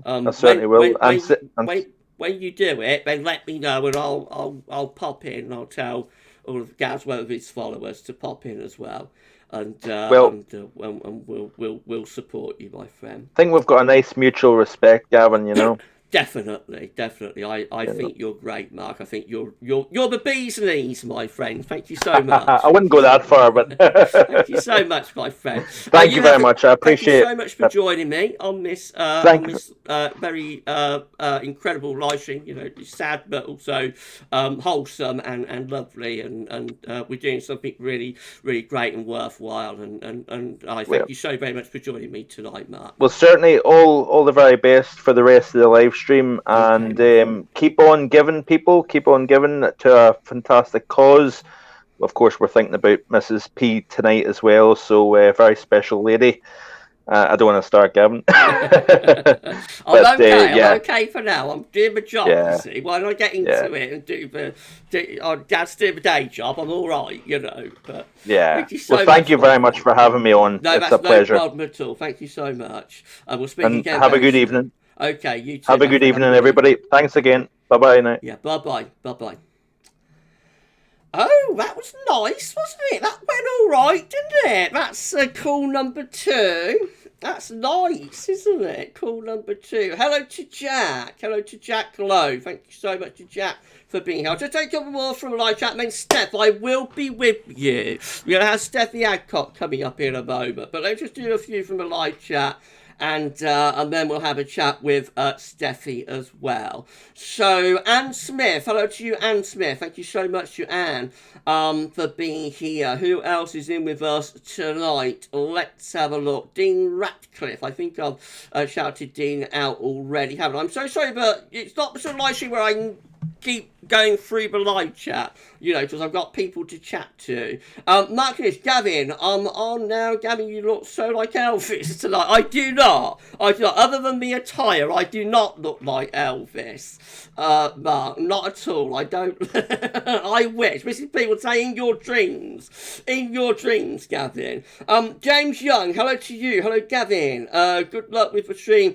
All the best, my friend. Thank you so much. I'm going to say thank you to Mark as well. Thank you, Mark. There we go. Thank you, Mark. Hearts from B. That's absolutely lovely. Thank you so much, James, for popping in. Thank you so much, my friend. Shiram, Mrs. P, I'm very proud of you, Gavin. This special night of raising funds for a good cause. I hope she's with us. I'm going to talk about this a little bit after I've spoken to Steph. But Mrs. P is with us. I know she's with us, and I know she's going to be really, really, really proud of what we're doing in her memory. I know she is. But I'll talk a little bit more about that in a moment. But I had better give Steffi a call, I think, next. So, Steph, are you ready?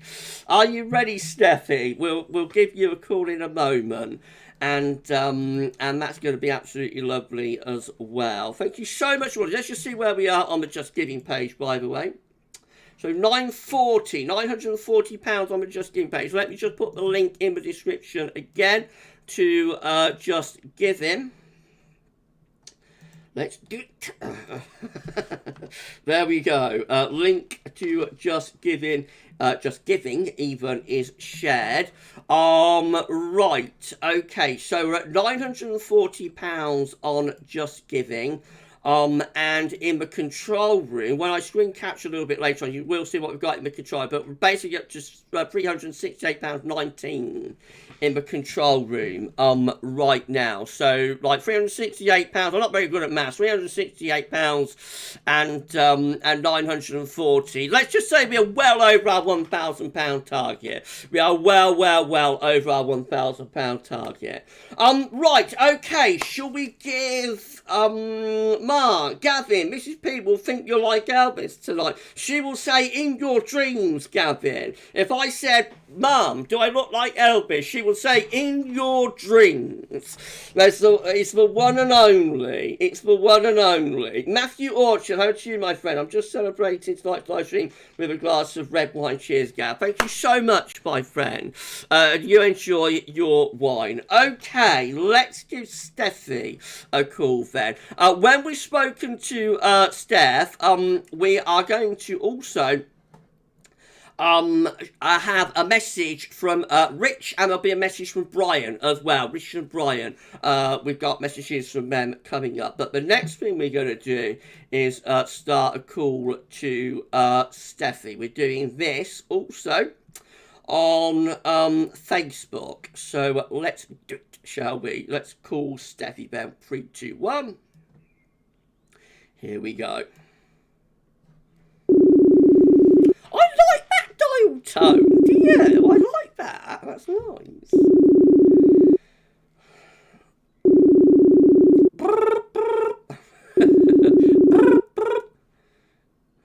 It's the one time you actually want to hear a dial tone in a live stream. You know, it's the one time you actually want to hear a call taking place in a live stream.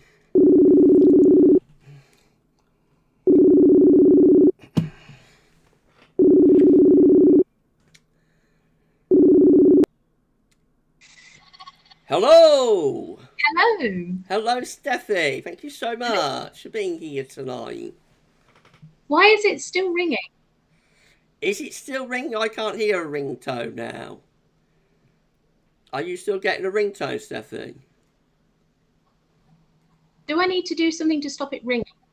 I can't hear a ringtone, so I'm not sure you've answered. So let me just check to make sure everybody's hearing you. Yeah. Let's just do that there. Yeah. Is everybody hearing Steffi all right? And can you hear a ringtone? Because I can't. Are you hearing a ringtone, Steffi? No, it's all nice, gone nice and quiet. Oh, that's great. There must have been a slight delay, mustn't there? There must have been a slight delay. But I don't think anybody will be hearing a ringtone because I can't. Everybody's hearing what I'm hearing, you know, through the headphones.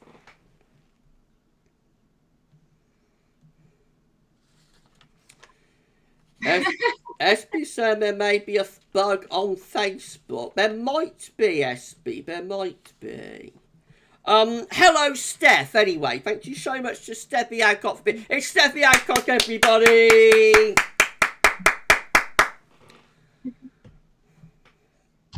Steffi is with us tonight. Can you still hear me now? Yeah, I can hear you fine, Steffi. Yeah, I can hear you fine. Thank you so much for joining us here tonight.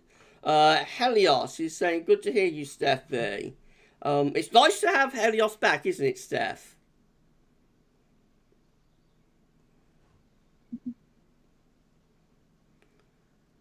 Hello, Steffi. Hello. It's all right. Do you know what? I can hear you and the previous recording. So. Oh, right. Now, I wonder, have you got your YouTube? Have you got the video playing on YouTube? Right. Do you want me to shut down YouTube? Yes, I would shut down YouTube. Right. Or at least stop the video. There. Is that better? Right. Yes, much better. Thank you. There we go. There we Just go. like you, Gav, I have fun with tech, which is why I don't use it in the classroom. that got to like I did that actually. I did. Did you ever? It was I'm not sure. I think it was on the live stream then. It was like in around sort of May time of 2020. I haven't been live streaming for very long, and I did a Wednesday live stream. Yes. Which was always in the late afternoon, about 5ish. Yes. Then, so there wasn't that many people on it, which was a saving grace. But somehow or other, I managed to have like a duplicate of myself playing. I think I got like the video version of the live stream playing at the same time as I was speaking on the live stream. Oh yes. I don't know. I still to this day don't know how I did it. And so there's like it's like two gaps. You know, it's like a gap echo that was going on, and that went on for about 15 minutes. That was another cock up. that was another cock up that I did. So yeah, as I was telling Mark, you know, everybody, I've made a lot of mistakes. Let's put it like that. But the main thing is, if you learn from them, then mistakes are good, aren't they? You know, yes, you learn, they are. If yes. you learn from your mistakes, because you know about this as a teacher, because that's what you would say. You know, that's what you would say, isn't it? To like your pupils, wouldn't you? Yes. If you make a mistake, then that's all right, but just learn from it. And I did, and I got better. Anyway, Steffi, thank you so much for being here. Stay, Steffi Hancock, everybody. Thank you so much to Steffi for being here. Right then, Steph. So, what I thought to start with is what I started with Mark, actually. So, Steffi, how did you get into the weather? Because I know you've got a love and a passion for weather. How did you get into it? It's a branch of science, and there aren't many branches of science that I don't particularly like. So it was a case of as a youngster, I remember the summer of '76. Oh, I was in primary school, yes, and then as a teenager, I remembered the snowy winters of the '80s. Right, yeah, so do I. And just fascinating. You know, wondering how it all worked, and so the little brain went into overdrive with everything else, and just watching the seasons 1 year to the next is not the same, and I put that down to, you know, as I learned more about planet Earth and stuff, our latitude. You know, if you live nearer the equator, my guess is the weather can become quite boring because you've got the same season all year. That's right. Yeah. That's what I've always said. You know, I've always said I appreciate the 4 seasons, you know, but individually. And if I went somebody, I can't remember where I said this. Like, it was only about yesterday or something. Yes, it was on the pre one. Last night, wasn't it? If I went somewhere like, you know, the Middle East or Central Africa or Australia, you know, I mean, it's just like the same weather day after day all year, I would be so bored with that. You know, can you imagine being a weather forecaster over there? What would you do? You know, you just put your feet up, wouldn't you? And, you would. And drink your magic water. You wouldn't need to do anything, really, would you? No, you wouldn't. So you're a real science buff, aren't you, Stephanie? I'm afraid so. Yes. And unfortunately, if you start getting me talking on science, you tend not to be able to shut me up. Well, that's great. You know, that's great. I'm the same with the weather, you know, and Star Wars. I'm Star Wars and the weather, you know. Now, how did you get into science? Is it just something that you've enjoyed from like when you were a child? Yes. Basically, it was the only thing that made sense to me. Essentially, I can't read very well and I can't perceive the world very well. I've got a learning difficulty, which quite a few in the live stream will actually relate to. Right, okay. And so essentially, science was straightforward answers. There was no trying to read emotions and stuff like that, like there is in English. Right, yeah. Whereas, you know, all these words I was reading out of my dad's Reader's Digest books about the solar system when I was 8 years old make complete sense. Right. That's interesting. Yeah. So that's your vocation, isn't it? You know, that's your calling. From being a child, you know, to help you make sense of the world. Yes. That's, you know, been very pivotal, hasn't it, in your development as you've gone through your life, you know, and yes, it's very, very, very important. Very important to you, isn't it, Steffi? So, So of course you've taken. So you're a science teacher as well, aren't you, Steffi? So Yes.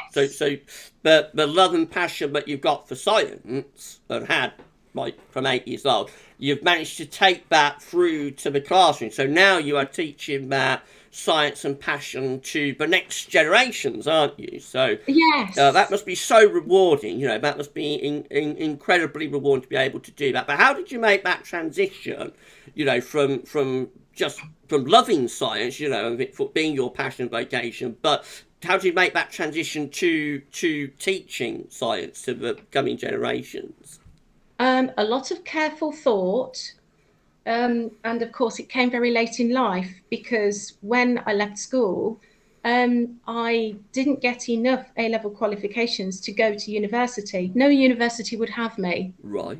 So at 19, I went out into the big wide world. Right. And spent quite a number of years in the banking industry. But of course, I was happily married, so it didn't matter. Okay. As kids came along, and my dearly beloved ran off. Essentially, we won't mention that. The swine. Oh, no, it's okay. Basically, would say the cat. The cat. Is it? Well, a cat. Unlike most people, he is actually still a good friend of mine. Right. Okay. That's lovely. Yes. That's lovely. Yeah. And so essentially, it was. Do I really want to stay in the banking industry for the rest of my life? I was bored stupid purely because people were asking questions about the world and the universe, and I'm turning around and I was, well, it's this, this, this, and this, and this, and it felt like I was educating Litlands for all that they were understanding. I thought, no, there's got to be something more to this. So in actual fact, when my kids started school, I started university. Right. And I spent 11 and a half years at university because well, it was a case of, what do you want to study? I said, science. So I started studying science and didn't stop. And I came out of university with 3 undergraduate qualifications. That's great. One in biology, one in chemistry, and one in physics. How old was she then, Stephanie? If you don't mind me asking. Yeah, I was 35 when I started university. Right. So when you came out of it, I was in my 40s. Yeah, goodness gracious. That's really inspiring, though, actually. And I tell you for why, Steffi, why that is inspiring. Is because a lot of, particularly kids, and there will be kids, I'm sure, that watch Gaz Weather vids, but if they're not doing their exams now, they will be doing them in the next few years. And there is so much emphasis put on exams, results, exams. And kids today, I think a lot of kids today think that if their exams don't come out exactly as they had hoped they would, then their entire life at the age of 16 or 17 or 18 is finished. It's done, it's over, you know, everything is finished. And you are proof and evidence that it is never too late. Whatever happens in life, it is never too late. And you're very inspirational with your story, Stephanie. That's very, very inspirational to anybody, you know, to anybody. Try and advise kids, certainly those of low ability, that, you know, first of all, no, you're not dumb. You're just not academically inclined. It doesn't mean that you're not going to make a success of your life. So you just look for your goal in a slightly different direction. That's right. Yeah. And it's never too late. You know, it's never too late. It's never too late, and you are proof of that. Connor Harper with a Connor Harper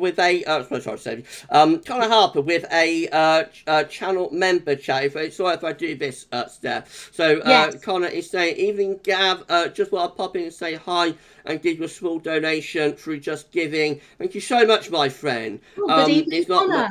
It's not much, but we'll give more if I could. It's absolutely fine. All donations, whether big, small, in between, all donations are gratefully received by myself and also by Rainbows as well. I saw another one that I wanted to take. James 98, Steppy, your knowledge about science is amazing, and can't wait to ask you a few questions if you don't mind. Steppy, we'll take a couple of questions Yes. in a little while. I'm going to chat a little bit more, and then yeah, we'll be. Steph will take some questions. And Mark Kanish is saying, what you do, Steph, is amazing. And I really mean that. Everybody thinks you're so inspirational, Steffi, with what you did, what you did to Yeah. go on to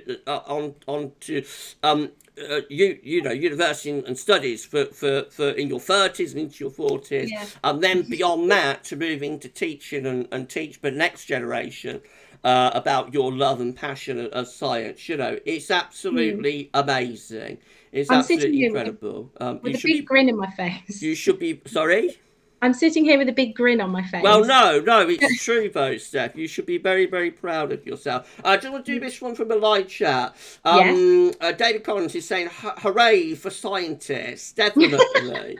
Hooray for experts. And Josh, wonderful world nature weather. I just want to say hello to Josh because it's his birthday today. Oh, happy birthday, Josh. Happy birthday to Josh. And there you go, Josh. You've had a happy birthday from Steffi. Yay. As well. Had a birthday from Steffi as well. JR saying, Gab and Steffi, really enjoyable to listen to such smart people chat. Thank you so much, my friend. I'm not smart. Steffi's smart. I'm not smart. I'm not smart. Actually, Gavin, don't play yourself down so much. You have to consider how smart you are, given how well you're able to read charts. The fact that you're self-taught, you've got those charts and you've analysed them yourself and you've worked them out. That takes some intellect. Thank you so much, Steffi. Well, it's just I was brought up with it. I learned a lot from just watching BBC weather forecasts in the 80s and 90s when I was a kid. And back then they used to show synoptic charts all the time. And Yes. and I don't know if you ever watched Weather View back in the 80s, 90s on BBC Two at 5 to midnight, but they used to go more in depth into things. So basically, that's it. Yes. That's how I learned, and then I went online around 2000 and learnt more. Now, Steffi, I've got to ask you about two things because you're an expert in two areas, aren't you? within the scientific thing. Yes. Thing. So the first thing I'm going to ask you about is, of course, solar activity. So I was chatting with Mark earlier on, and we came to the conclusion that we're not that far away from solar maximum, solar cycle 25. But when do you think we will hit the solar maximum of solar cycle 25, Steffi? And what generally is going on at the moment, solar-wise? Right. As far as I can tell from the data that I've analysed, at the moment, I think that solar maximum will be around about April 2025. Right. Okay. And that's based on the rate of flare activity within the individual sunspot regions. Okay. At the moment, the overall trend is still increasing. And something called the polar crown filament, which is where the magnetic interactions flip from positive to negative, they haven't reached the poles of the sun. And that is usually an indication that you're at maximum and the magnetic, it's gone from a plus to a minus cycle. Okay. Yeah. So that's like a telltale. It's like exactly like a marker. Yes. But you're going to be close. Yes. So you can see it if you look at and I think it's ultraviolet data. But if you go on to things like Solar Dynamics Observatory and have a look at the various different wavelengths, so you can obviously get infrared, visible, and ultraviolet. The ultraviolet one, you tend to be that's if you've never looked at ultraviolet before, it's the one that looks green. Right. and you can suddenly see all of these lines looping across the sun. And if you look long enough, just like the weather, you have to get used to looking for various things. So you have to get used to seeing this grainy green image every day, so to speak. And eventually you will be able to see at the top that there's like there's a line all the way around the top of the sun. The northern one's easier to see than the southern one because the southern one's easier to see than the northern one because it's tilted slightly away from us. Okay. That's interesting. Yes. So it's one of those things where it's great about asking about a snapshot, but if you actually want to learn about it, just like weather models, it's something that you have to visit several times in order to be able to become familiar with. It's a speciality all in its own area, isn't it? Yes. Yeah. Now, I've forgotten what else you asked. I'm sorry. And how close are you to solar maximum? Just generally what's going on with the sun at the moment? Well, the reversed pole sunspot region that was wreaking havoc in the past 2 weeks has passed across the sun and gone over to the other side. Right, it's on the dark side of the sun. That's right, it's on the dark side. On the dark side. Hold on, Steph. Hold on. I'm not sure Darth Vader's going to arrive. So, while we're talking about dark side. Oh, I see. Dark side, just hang on. Mm-hmm.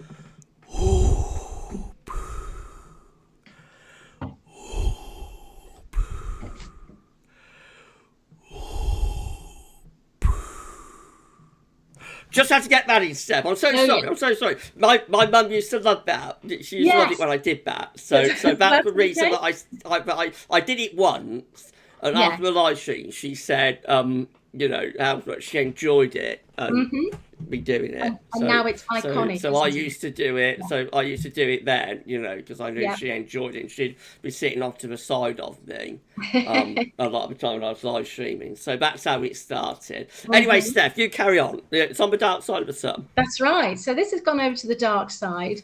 And of course, other sunspot regions have come round.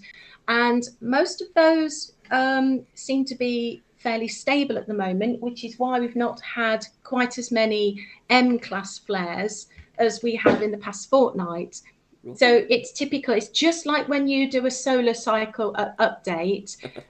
Often you are reporting that the solar activity is low at that point in time. It's specifically. Typical, isn't it? It is, yes. So it's as if they knew, it was going to be a report on the solar activity. And it's like the next day it'll flare up, Yes. I do when I do winter updates, as you know, I look at solar activity every week for 12 weeks. Yeah. And like every week I seem to be sitting there saying, Hamid's reporting solar activity is at very low levels. And then the next day it'll be at high or moderate levels. Yes. And I've said that in the comments. I've often said that's typical, isn't it, Gavin? Guess what suddenly kicked off? Just to catch us out. And it's funny you should say that because there is a sunspot that's just come over the limb and it's growing in intensity very fast. What that usually means is that the little lines that you see coming off it, well, if you think about those as magnets, so they've got pluses and minuses all over the place. Now, if they behave themselves and they're nicely spaced apart, they can happily run across those lines, very nicely and very calmly. But if there's a lot of them and they get a bit angry and get a bit close together, if one then touches another, then that's what's known as magnetic reconnection, and the whole thing goes bang. Right. And what we see is a flare in the X-ray region, which is why it tends to be called solar flares. Okay, I didn't know that. So yes, it's usually when a sunspot region the activity has got a bit too close to each other. So it's like trying to force together two North Pole magnets, and they don't like it. Right, as you've I probably see. tried it, because You like can't put poles you can't put a repel. magnet to a magnet, can you? You know, Not of the same pole, no, they do repel, yes. because So, I've got a magnet in my head. I had a implant when I was 14. oh You yes. know, for a hearing aid, and I've always been told I can't have an MRI scan. No, no, you Because you can't. can't put a No, magnet to a magnet. No, so no, I suppose yes. that's the same thing in a way, isn't it? Yeah. Yes, essentially that the MRI scanner would actually try and dislodge because it would interact with the magnet in your head. Yeah, yeah. Joshua, wonderful world of nature weather is saying crazy how much you know about science. Get in there, Me. Steffi. Get in there, Steffi. And Steffi, what's going on volcano wise? What's happening volcano? Is there anything interesting popping off volcano wise? There And were hold on a sec, while you're answering that, if you've got any yes. questions for Steffi, everybody, please can you post in the live chat? Steffi will do a few questions as well before she goes. So if you've got any questions, please post them in the live chat. Go on, Steffi. Anything happening volcanology wise? There have been one or two VEI4s which would be big, have been big enough to chuck some stuff into the stratosphere. The only trouble is they're very isolated and so far apart that they don't really have anything, any significance, which is a shame. So nothing really big has happened since the Tongan eruption last January. Right, yeah, we heard a lot about that, didn't we? Yes, on the 15th of January, Hunga Tonga Hunga Ha'apai went bang big time. And essentially that was a cascade of explosions which cracked the crust enough for the ocean water to seep through. And that cold ocean water hitting magma that is the best part of 1,000 degrees, you can imagine the type of energy. Yes. Yeah, explosive. And so, of course, that cascaded into a massive explosion, which I'm pretty sure even people on your stream, Gav, who have got amateur barometer stuff, actually would have picked up the ripples as it went circumnavigated the globe. Right, okay. It did it for the rest of the day.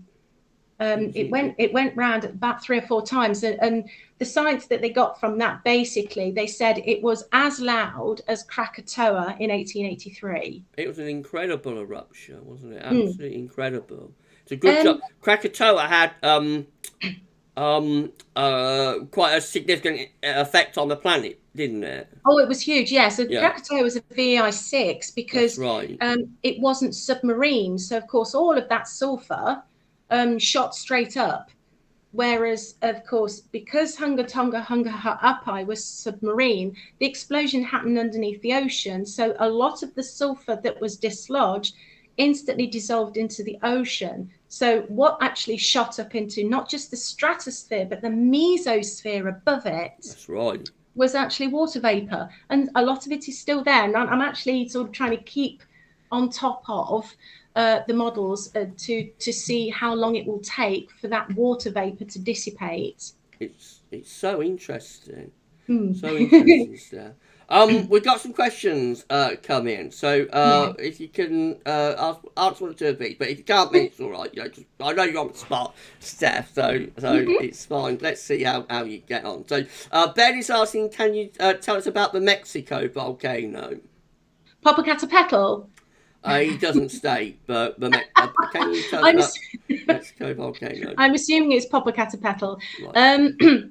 That has been ever since it kicked off in the 1980s. It does gentle, what I call little poofs every now and then, and sends little clouds of ash up in the local area quite often. But it was either last week or the week before. It's magma, the conduit. Do you know, I'm sitting here doing hand signals and you can't see a damn thing, can you? I'm the same. That's what I say on the live show about the arm movement. Going up and going down, yes. Sweeping over that. We all do it, Steph. We all do it. I feel like getting my little mini whiteboard out and starting drawing volcanoes for you, showing you. So, going up the middle of the volcano, imagine this little column of magma going up the volcano. Well, of course, it gets very cool at the top because the Mexican volcano is on a subduction plate. So you've got Pacific plates and even, which one is it down there? It's not Juan de Fuchsia. It's another one. Paul might know it because he's good on his geology as well. Paul James. James. As it's the Pacific plate subducting under the South American plate, that generates lots of chemical reactions, and hence you generate a very explosive volcano. And so, of course, as the magma rises up to the top of this beautiful volcano, it cools off and forms what's known as a little plug, which in the volcanology terms is known as a lava dome. Right. Now, if that becomes too thick and stuck, pressure builds up behind it. And so, of course, it takes a lot of pressure to shift it. And that's what happened a few weeks ago with Popocatépetl. The plug at the top of the volcano got stuck. And so when the next pulse of magma shot up, it took a lot of pressure to move it, and it went bang. Now, it was only a VEI3, but that was big for Popocatépetl in recent years. So yes, it caused a lot of ash to go rolling down the mountainside, which is known as a pyroclastic flow. Yeah. And you don't want to be in the way of those. No, you definitely don't want to be in the way of those, do you? No. Matthew Richards is asking, how did you do your degrees? Was it Open University? Yes. Or in person? No, it was Open University. OU. Yes. Yeah, that's always been so helpful, hasn't it, since it was has. created? And back in the days when you did summer school, so I actually went to universities, the various universities, for what's called a week's summer school, because obviously we needed practical applications in the lab. So in the first year, I went to Heriot Watt University in Edinburgh, and we did some biology field work up there. Okay. The second and third year, I went to Nottingham University. And then in the fourth year, I went to York University. And then as I got accepted onto the teacher training course, I went down to Reading University. So good evening, Reading lad. Place you know well. Pardon? It's a place you know well. Yes. Reading. So, and that was to enhance my chemistry and readiness to be able to teach chemistry A level. Right, okay. Anne Smith is asking, question for Steffi about auroras. As activity seems to affect the weather, does a big aurora also affect the weather? No, not really.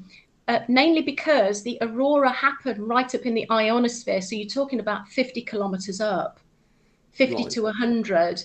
Okay. Now, bearing in mind all of our weather happens in the first 10 kilometers. Right. That's right, isn't it, Gav? Yeah. So we're a long way. We're like 3 atmospheric layers away. Right. So all of the energy that comes in from the particles.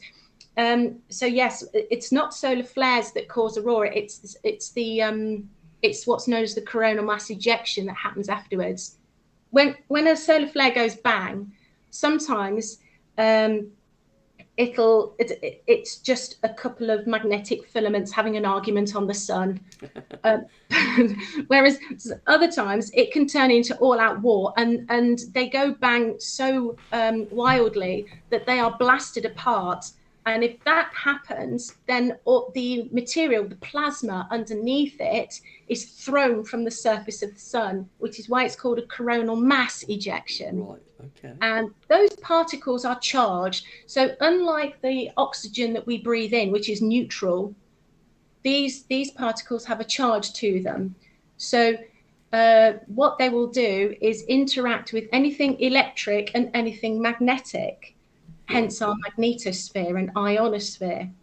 So it's when we get a solar flare big enough that generates a CME, that's when you tend to get auroras, because all of those particles that come from the sun interact with our magnetosphere in the ionosphere and excite the nitrogen molecules and the oxygen molecules. And if anybody's done physics, they'll know what I mean when the electrons are raised to a higher energy level, when with this incoming energy from the sun. And essentially, once they've received the energy, they then emit the energy, and it happens to be emitted in the visible light spectrum, specifically green. Right. So as the molecules then settle down after being bashed, they let off light. And because all of that energy happens in the ionosphere, it doesn't filter down to the troposphere. My goodness gracious me, Steffi, you are so knowledgeable. You're so clever, Steffi. I'm more concerned, has everybody understood that, or have I just been talking gobbledygook? You're great. No, don't worry. You're absolutely great, Steph. Marty saying, Steffi, can a volcano affect the weather? I Yes, remember it the one in can. Iceland in 2010 that didn't affect the weather, though, just planes trying to Oh, get Eyjafjallajökull, that. good old Eyjafjallajökull in 2010. That, if you scale that up enough, you've got a larky. And that's purely down to wind direction. Now, Eyjafjallajökull was a 4, so some of it did get into the stratosphere, but again, it was an isolated event, so no, it wouldn't have had any long-term effects on the weather. Steph, can I just stop you a second? Somebody is wondering whether we've got the real Sally with us. Yes, we have, just for tonight. Yes. The real Helios tie, and that's recently got the spanner. So just for tonight, this one stream, Savvy Helios Tai has come to moderate for Yes. us. Good evening, Savvy. Good evening. I'm so sorry. I should have said that. You know, I should Yeah. have said that before I started chatting with you, Steffi, because people are coming and That's okay. going. You know, that's fine. You expect that, don't you? You know, on a 3-hour stream. Yes. So yeah, this is the real Savvy, my friend. Josh, I think, was wondering whether it was the real one or not. But Oh, yes, it yes. is. Just Yeah. just for tonight, you know, just for tonight. It's a one-off. It's doing it for me and for Rainbows and for Mrs. P. Carry on, Stephanie. That's okay. So Eyjafjallajökull went off in 2010, and because the wind direction was south, the ash plume basically came down over the Faroe Islands, over Scotland, over the UK, and parts of Europe, and essentially pilots were more concerned than anybody else, so they hit the panic button and grounded all the flights. Now, although it was a slight overkill, nobody wanted to take the chance with people's lives in an aeroplane, because essentially I'm assuming people are familiar with the fact that magma, when it shoots up that quickly, instantly solidifies into what's known as volcanic glass. And the chemical formula for volcanic glass is silicon dioxide. If that goes into a jet engine, it's heated to the point of melting point. And silicon dioxide, as everybody knows, is actually the basis of glass. And so what it does is then it heats and clogs up the jet engine and stalls it mid-air. That's right, dangerous, isn't it? Exactly, yes. And it was soon after that the aviation authorities came up with this VAAC, it's called, and there's 7 areas around the globe, and they keep an eye on ash deposits given off by volcanoes in their area. And so in actual fact, the London one is in charge of all the Iceland ones. So when I get an alert from London, it's like, oh, which Iceland volcano's gone off now? And so that was put in place so that aeroplanes could fly safely around active regions. It's funny, most people remember Eyjafjallajökull, but in actual fact, the following year, 2011, Greenspotten went off. And that, as some people know, is actually under a glacier. And of course, you get a volcano that explodes under a glacier, you, you get a lot of interacting water with that magma going up. I think that was another VEI4. But of course, the wind we were back in a prevailing westerly, so it didn't come across Europe. Right, yeah. Thank you so much, Steph. The talk you've given tonight has been absolutely amazing. You're so knowledgeable, so inspiring. You know, really, really, really great. Thank you so much, Stephanie. This wonderful time. Good old James, our lovely moderator James. I think he asked me a question at the beginning about Betelgeuse. About what? Sorry. Betelgeuse. Okay.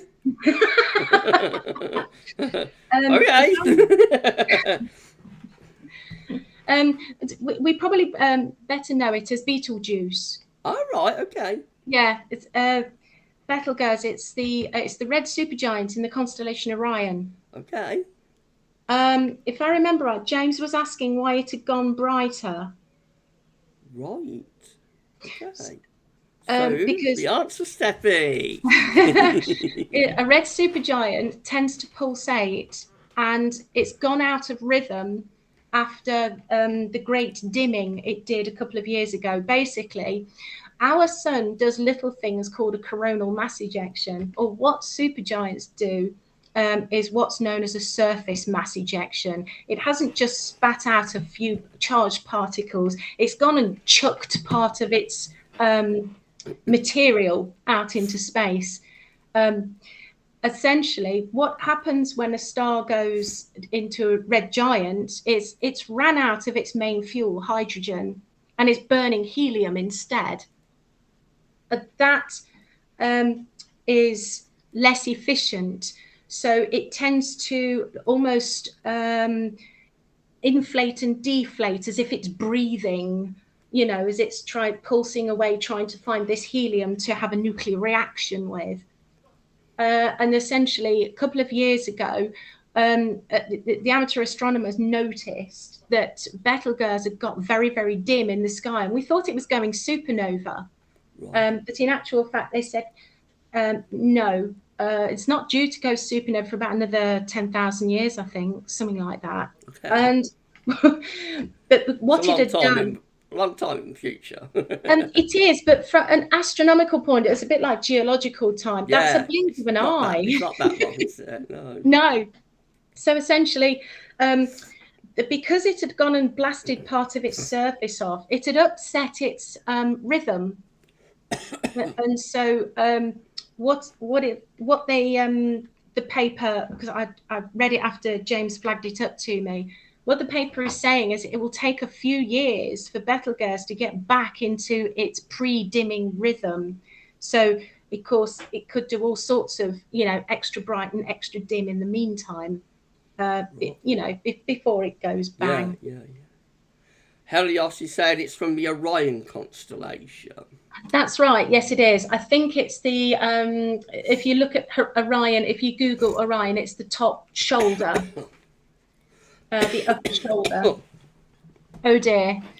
I'm okay, Steph. I'm okay. So, do you need some magic water? I've got a little bit to the side actually, but I'm fine, Steph.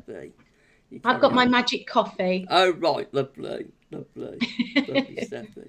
Thank you so much, Steph. You've been really, really, really great. Thank you so much. You're so inspirational. Okay. I've enjoyed it. I haven't bored everybody to death. No, definitely not. You've been wonderful. Thank you so much. Now, before you go, we've got a little bit of news, haven't we? Yes, we have.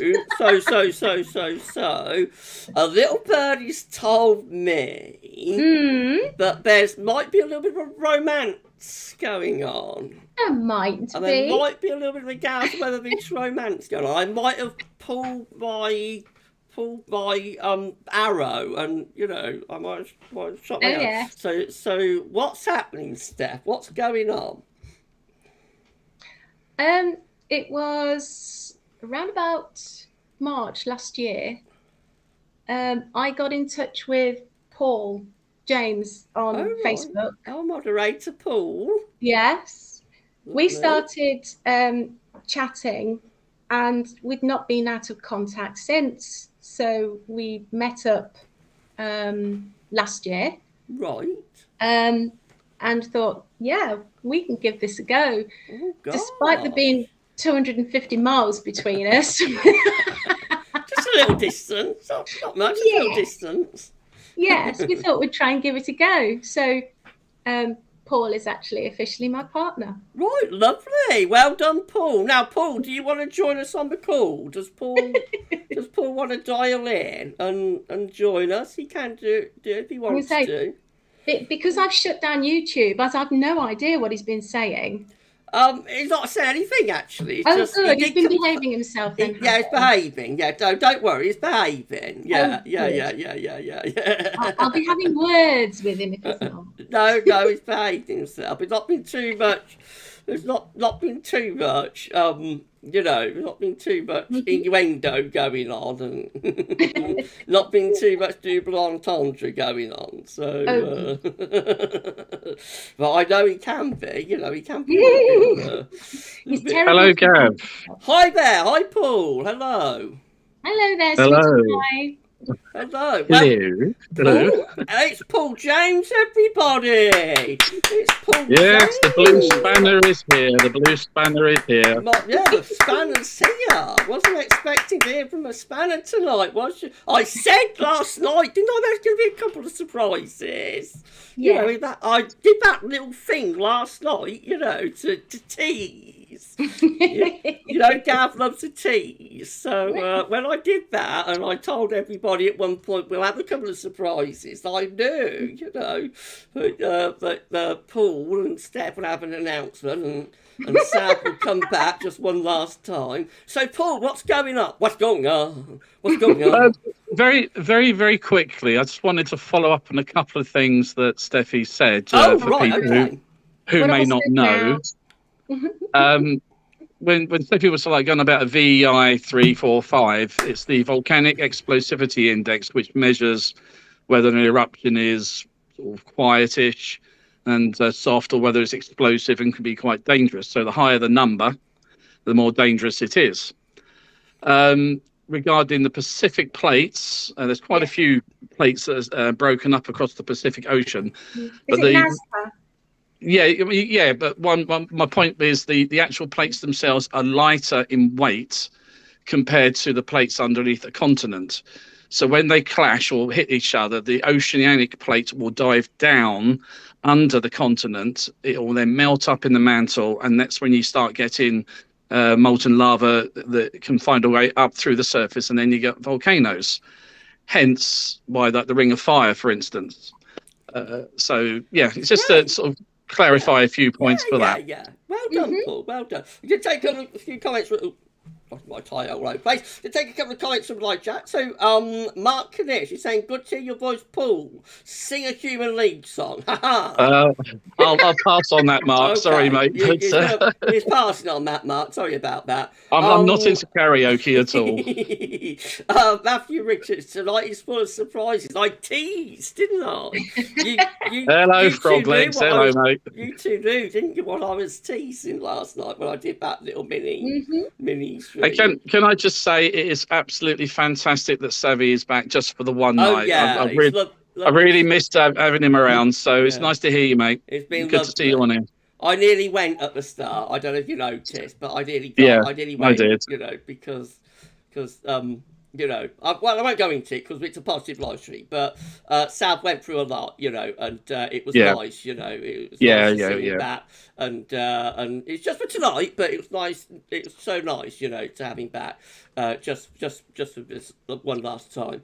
Also, we've got Matthew saying, "Great to hear your voice, Paul."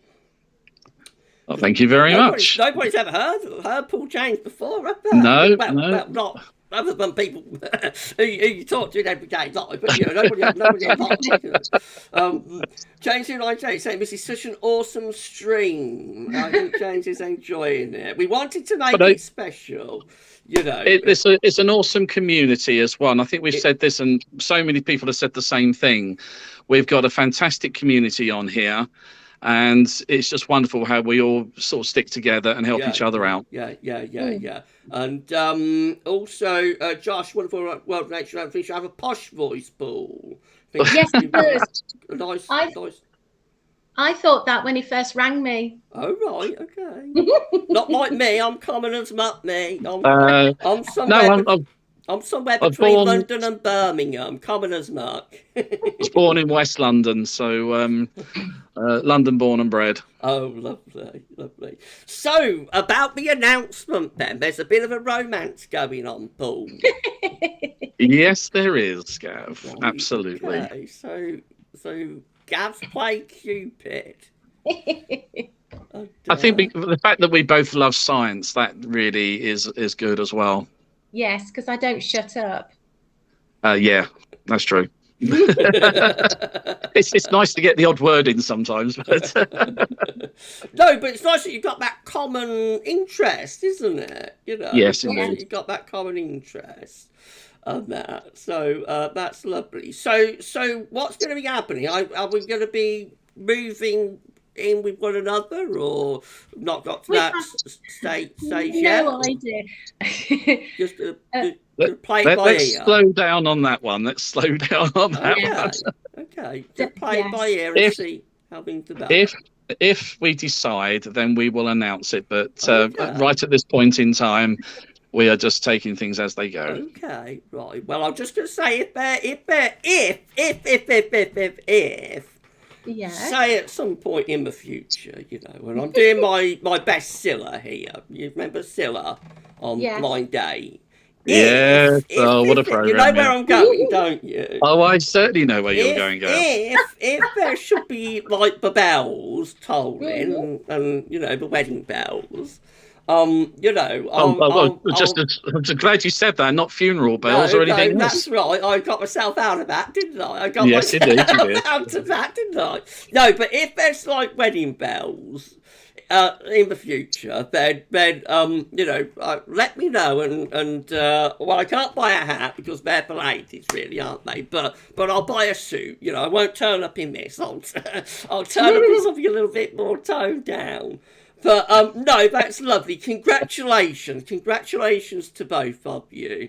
And Thank you very much. You're the first couple in Gauss-Weathervich. You know, you're the you know, you've heard of like the first lady and that. You're Gauss-Weathervich's first couple, I think. As far as I know, there may be more that have met up. You know, I don't know what people do offline. You know, but I don't. As far as I know, you're like the first couple of Gauss-Weathervich. So I'm going to give you a round of applause and say congratulations. Is this the climax to the live stream? Not quite. It's not quite. Well, not literally either, yeah. We might have climaxed too soon, you know. Which is Oh, yeah, we don't want that. We don't want something that. something that happens when you get to a certain age. Oh, yeah, I know that fact. No, in all seriousness. Oh! What? I haven't said anything. I haven't said anything yet. Oh dear, Sweet I and don't want to innocent. start your first argument. I don't want to start your first. No. I'm sweet and innocent, and I'm stick by it as well.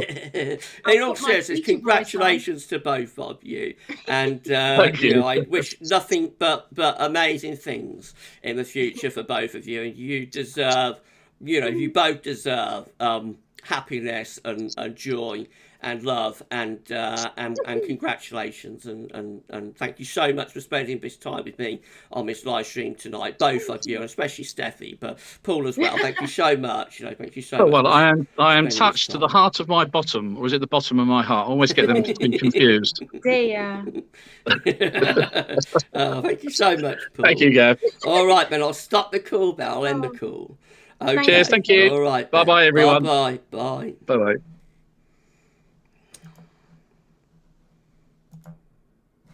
There we go. That went well, didn't it? That went all right. I'm going to post in my live chat. Thanks, Steffi.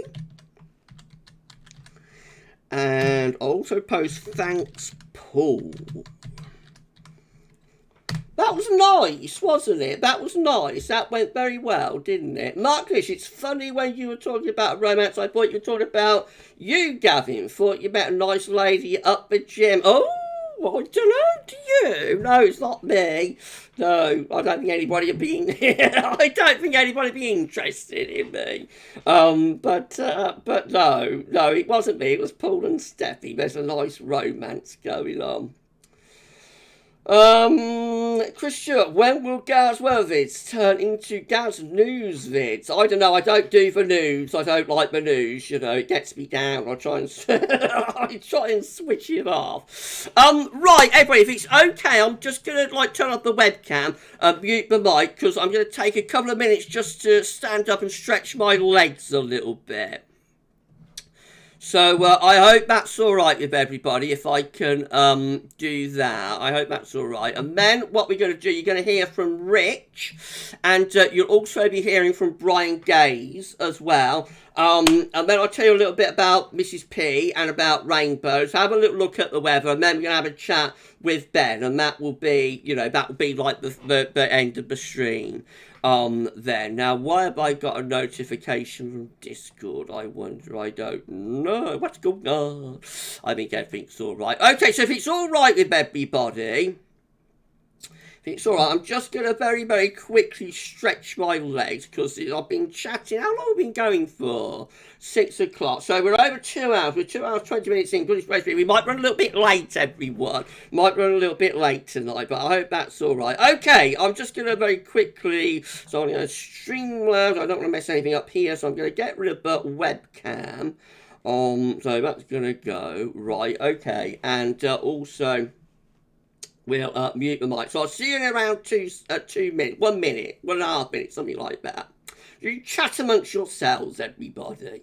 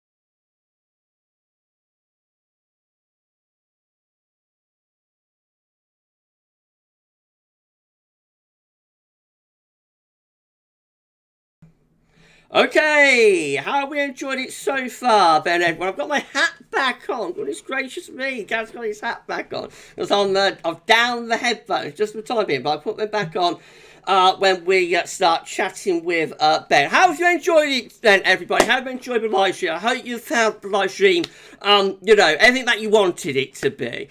So I wanted this to be a completely unique, one-off experience so that we will never repeat before again. It's never been repeated before. We'll never do it again.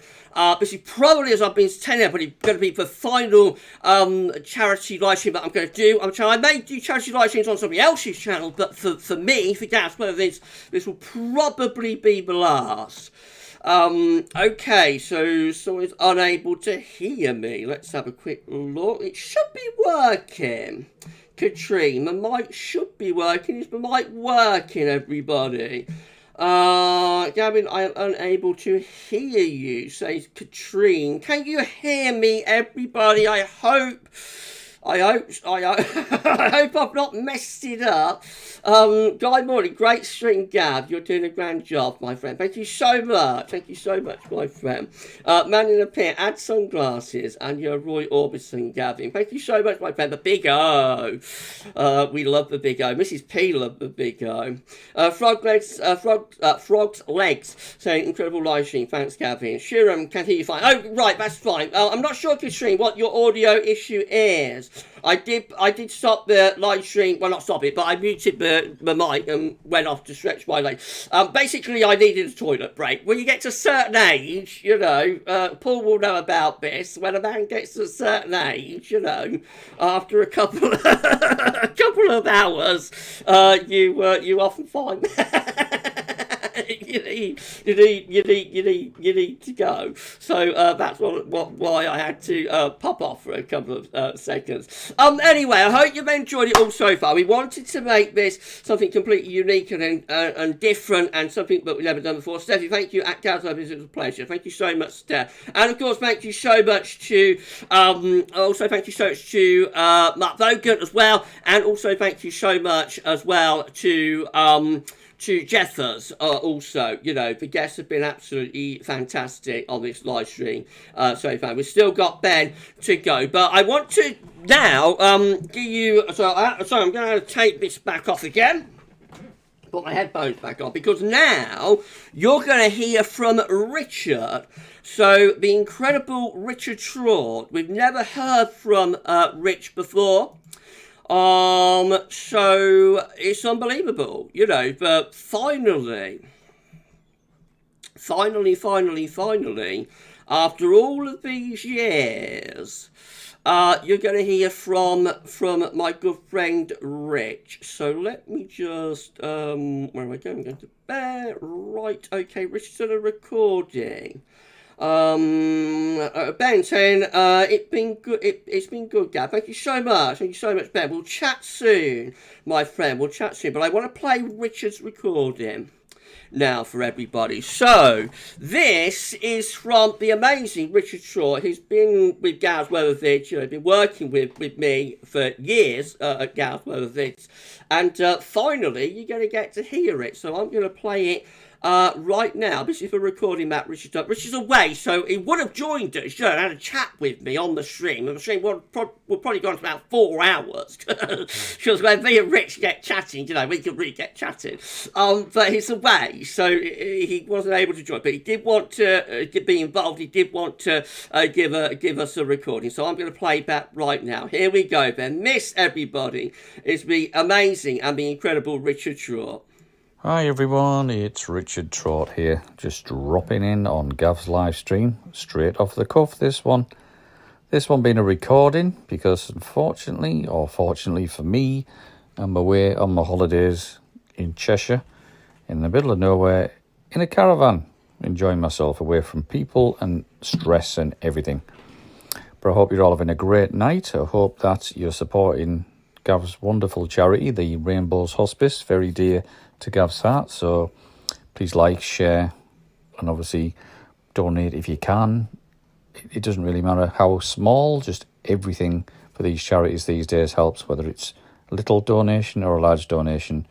Everything helps, especially with all the credit crunch and everything that's going on right now, where people really are struggling. These charities need as much help as they can, especially right now. And this one's obviously very dear to Gav's heart for obvious reasons. I've known Gav around about 11 years now, 2012, yep, 11 years. Didn't really start contributing to it all, or to Gav's Weatherford, should I say, until 2017, although I was some moderator before that.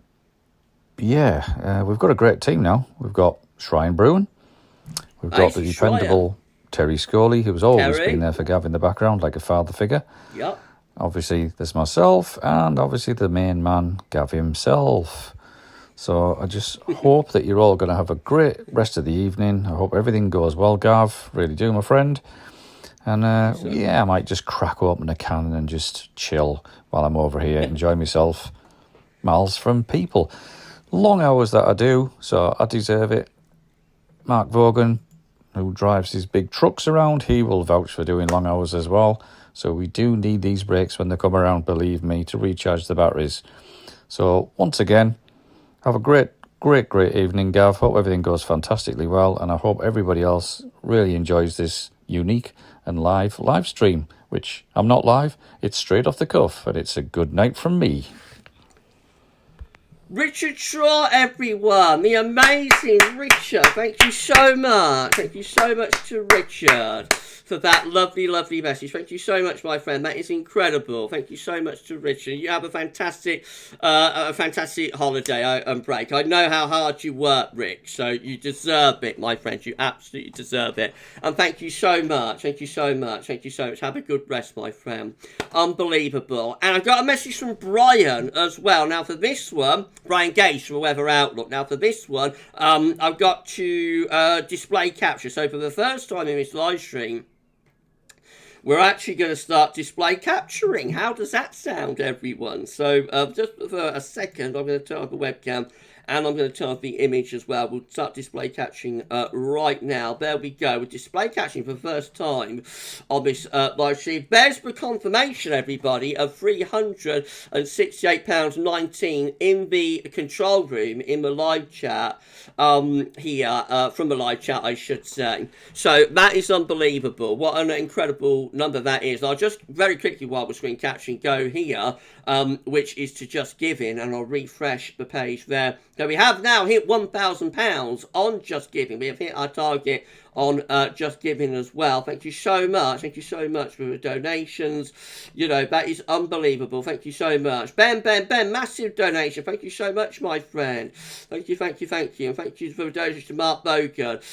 You know, and countless others. The amount of donations we've had is unbelievable. And of course, when you have the £1,000 there with the £368.19 here, you know, that is just, it's unbelievable. It's an unbelievable amount of money. And it's all in aid of Rainbows. Rainbows Hospice are providing vital care for children and young people in the East Midlands region who have life-limiting and terminal conditions. I just want to read you this. This little lad here is Harry. He's one of the patients at Rainbows, and I'll just read you Harry's story, if that's all right. So I hope everybody bears with me. I'm not a very good reading. I'm not very good at reading a script, but I'll try and do this justice, because I wanted to show you what we're raising this money for, if that's all right. So Harry was born with a complex congenital heart disease and underwent 2 operations at an early age. When he was 3, he suffered 2 cardiac arrests while having a routine bronchoscopy, I think that is, which left him severely brain damaged due to the lack of oxygen. Parents Sam and Andrew are grateful for every day with their son. He could be with us for 6 months, or it could be years. We just don't know. Harry decides that, said Sam. Harry suffers from cerebral palsy, spasticity, severe epilepsy, and quadriplegia. He is also fitted with a tracheostomy following several bouts of pneumonia. Harry also has onset scoliosis and hip dysplasia, which means he frequently experiences chronic pain. When Harry had the cardiac arrest, it was incredibly hard. It was just a massive blow. To us. Before he was just going to hospital to be a day case, said Sam. Prior to the brain injury, Harry was very happy, cheeky, nearly 3-year-old. Although he's still happy and smiley, he is unable to express this emotion as much as before. He has a cheeky personality and he strives through. He is a typical lad and loves playing Fortnite and watching Stranger Things. Harry talks by blinking and uses an eye gazer, and sometimes he finds cheeky sentences that make everyone laugh. We discovered Rainbows when Harry was 3, added Sam. Harry just loves it. Everything that everyone has done at Rainbows is just fantastic. We always see the positive effect his visits have on him. Harry needs care 24/7. He has to have someone to stay awake all night, every night with him, because of his seizures, as well as him being on a ventilator overnight. When Harry was little, we stayed with him, but now he goes to Rainbows on his own, and it gives the rest of the family time to breathe. It helps us to have a bit of normality while we don't have to think about hourly medication, ventilators and feeds and pumps and suction. At Rainbows, we know he is safe, secure and happy, and we can all call him anytime. Rainbows is wonderful. So it's the little lads like Harry and many, many, many others, countless others, that we are raising this money for. And you know, it's just absolutely wonderful what we are doing here tonight for Rainbows and for children like Harry. And I thank you so much. I thank you so much. I thank you so much to each and every one of you. And I know Mrs. P is with us as well. You know, I know Mrs. P is watching what we're doing, and she'll be enjoying what we're doing in her memory, because Mrs. P absolutely loved children, and so she's with us tonight. I can feel her spirit all around me, and I know, you know, that she will be watching us, and she'll be spying. I know wherever she is, you know, she'll be involved with children in some way. She'll be looking after children. I honestly believe that wherever she is, because she always had that empathy and that connection to children and that love for children. So she will be, I should say, not would be, she will be so pleased and so honoured and so proud that we are raising this money for children like Harry in her memory. And I just thank you all so very, very, very much. Now I'm going to play a little, before I start cracking again, I'm going to play a little video that Brian has done with us. So this, ladies and gentlemen, is Brian Gaze, owner of The Weather Outlook, owner of 2. And he's done a little recording for us. Again, Brian can't be with us tonight. He's got prior engagements, but he wanted, you know, to leave this message for us. And I thank Brian so very, very much. So this is what Brian, let's just make sure that's okay. Yes, it is. So this is what Brian has got to say about what we're doing tonight. This is Brian Gage from The Weather Outlook. Hi Gav, and to all viewers tuning into this special live stream. For those of you who don't know me, I'm Brian Gaze from the Weather Outlook, and I'm here to chip in with my support for this incredible initiative. But I'm really sorry I couldn't join you all in real time. That's due to prior commitments, but I'm with you in spirit and keen to contribute to this very important cause. As you probably all know by now, Rainbows is an amazing charity. It offers vital support to children and young people who are battling life-limiting and terminal illness.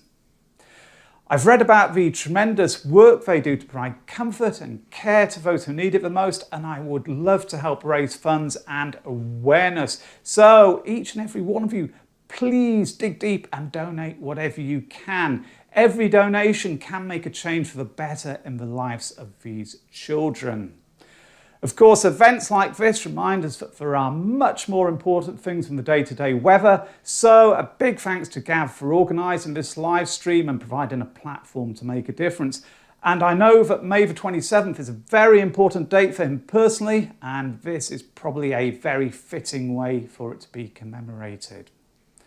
Once again, I'm sorry for not making this live stream, but I want you all to know that my heart goes out to Rainbows. Let's make this live stream a resounding success by reaching into our pockets and telling friends and colleagues about this fantastic charity. Anyway, I think that's enough from me. Hopefully, I'll be able to catch up with the highlights of the event. Wishing you all a great and successful live stream. Take care, stay weather-wise, and let's make a change. Brian Gaze, everybody. Thank you so much. Thank you. Thank you so much to the amazing Brian. That's incredible. Thank you so much. I'm just going to turn up the display capture. I'll put the image back up. The webcam can come back up as well. Thank you so much. Incredible. Thank you so much, Brian. I started all these very many years ago now, back in 2000, on the forum at the Weather Outlook. So I've always had a very long, you know, special connection and relationship with Brian and with the Weather Outlook. When I had gavsweatherbiz.com, Brian taught me everything that I know about website building. You know, he was like the martial arts, the apprentice, and of course, Weather Outlook is one of the longest and biggest established weather websites online, not just in the UK, but generally across the internet, across the world. And Brian has always been so incredibly kind to me. And I thank him so very, very much for that message, and of course to Richard as well. And what we are done tonight, you know, it's never going to be repeated. This will never be repeated. This is a one-off charity live stream for Rainbows and for Mrs. P, for my mum.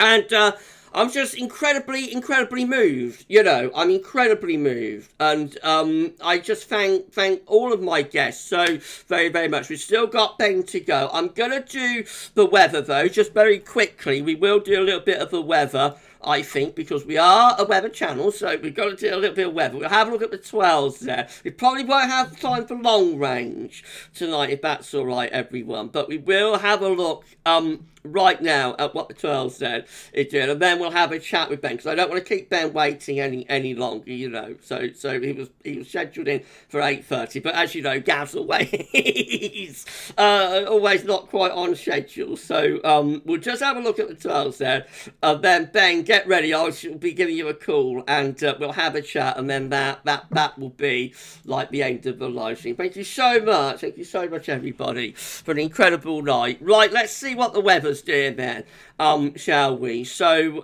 why not do that? Let's have a look at the UK Met Euro. We'll enable the hover. We'll go to 72 hours. We'll enable the hover. And there we go. UK Met Euro with high pressure right over top of the country on Tuesday, bring loads of dry and also warm weather with it. That high pressure event inches away to the north and to the west. Brief pressure cavity deja. That high pressure inches away to the north and the west.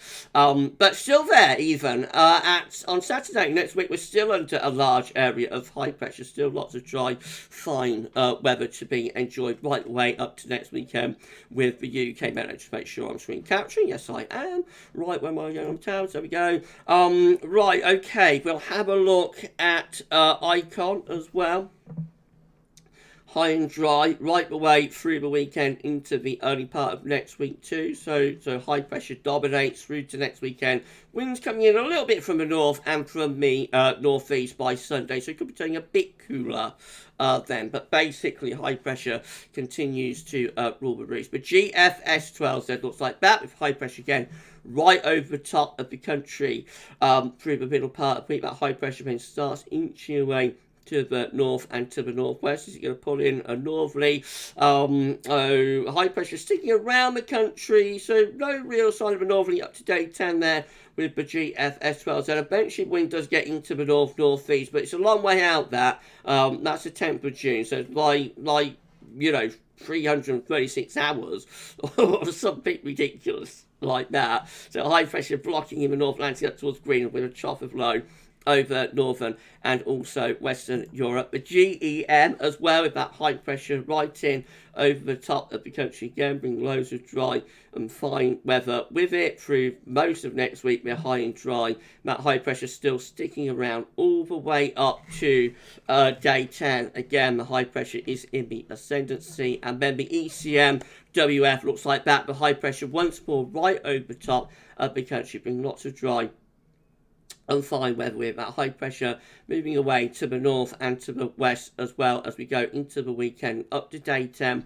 we look like that with high pressure in the North Atlantic up to Greenland, trough of low pressure in Scandinavia, winds slightly in from the north or northeasterly direction, and so turning just that little bit cooler perhaps by day 10. But basically high pressure is dominating and in the ascendancy for the next week to 10 days. So you know, just absolutely incredible duration of high pressure, incredible duration of high pressure over the coming few days. Right, if that's okay, that's as much weather as I think we'll do on this live stream, everybody. So I hope that's all right, Ben, because I got to chat with Ben, and we're going to get this wrapped up at 9 p.m. because, you know, 3-hour live stream. So, yeah, we shall get things wrapped up there at 9, I think. But we're going to chat to Ben first. So I'm going to turn on display capture, image, and also webcam coming back up. What do you think to a suit, everyone? What do you think to a suit? The headphones don't really go with the gold, do they, though? But I do look quite smart. Mrs. P loved a suit. My mum loved a suit.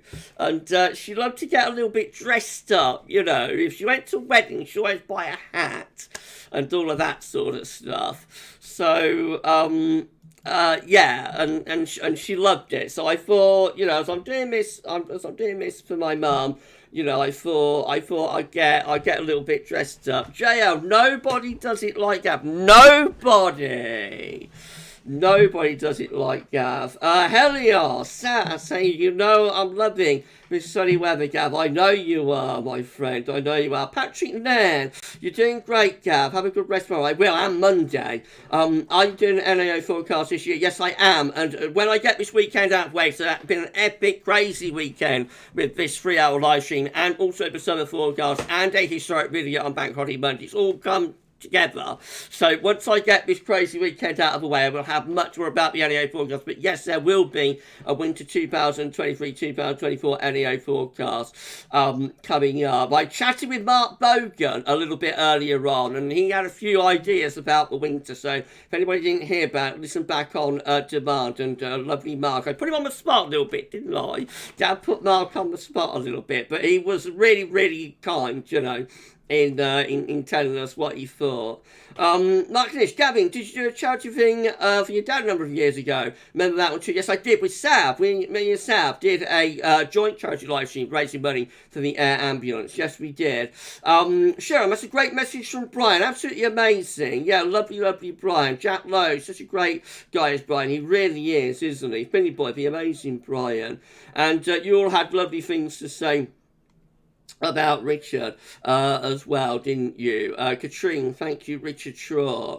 You know, and you all had a lot of things to say. Richard sounds like a great guy. JL, unbelievable. Marcus, Gavin, let's run over till 2 a.m. Do a Ken Don. I don't think so.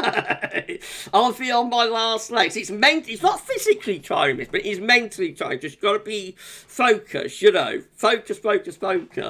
You got to be on it, and it's quite emotional time anyway. So, no, you know, I don't think I could run until 2 a.m. Mark. But Donny did it, didn't he? Donny used to do it like, and he was in his 80s and that when he was doing it, wasn't it? You was all very moved by Harry's story as well. I can see you was. You're all very moved by Harry's story. Ben saying, Mrs. P would be proud of you, my friend, and all of us today. Thank you so much, Ben.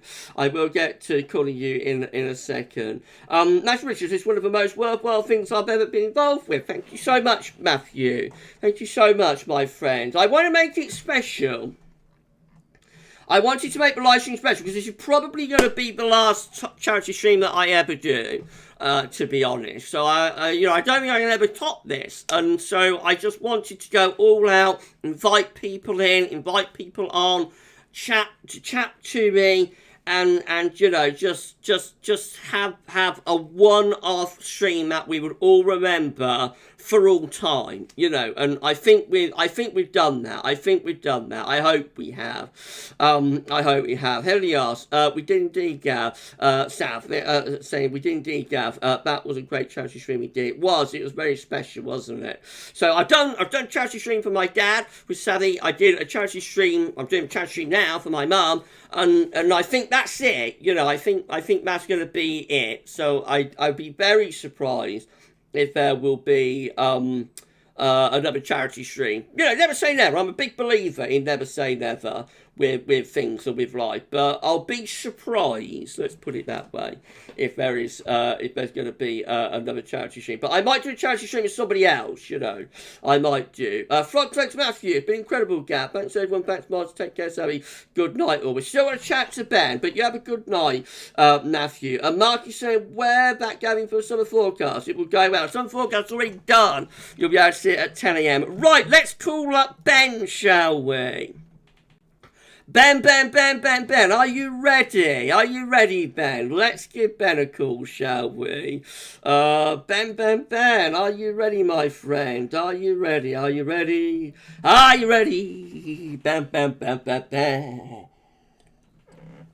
I hope you've all enjoyed the live stream, everyone. Right, I'm going to give Ben a call, I think. Here we go. Last call. Will I mess it up on...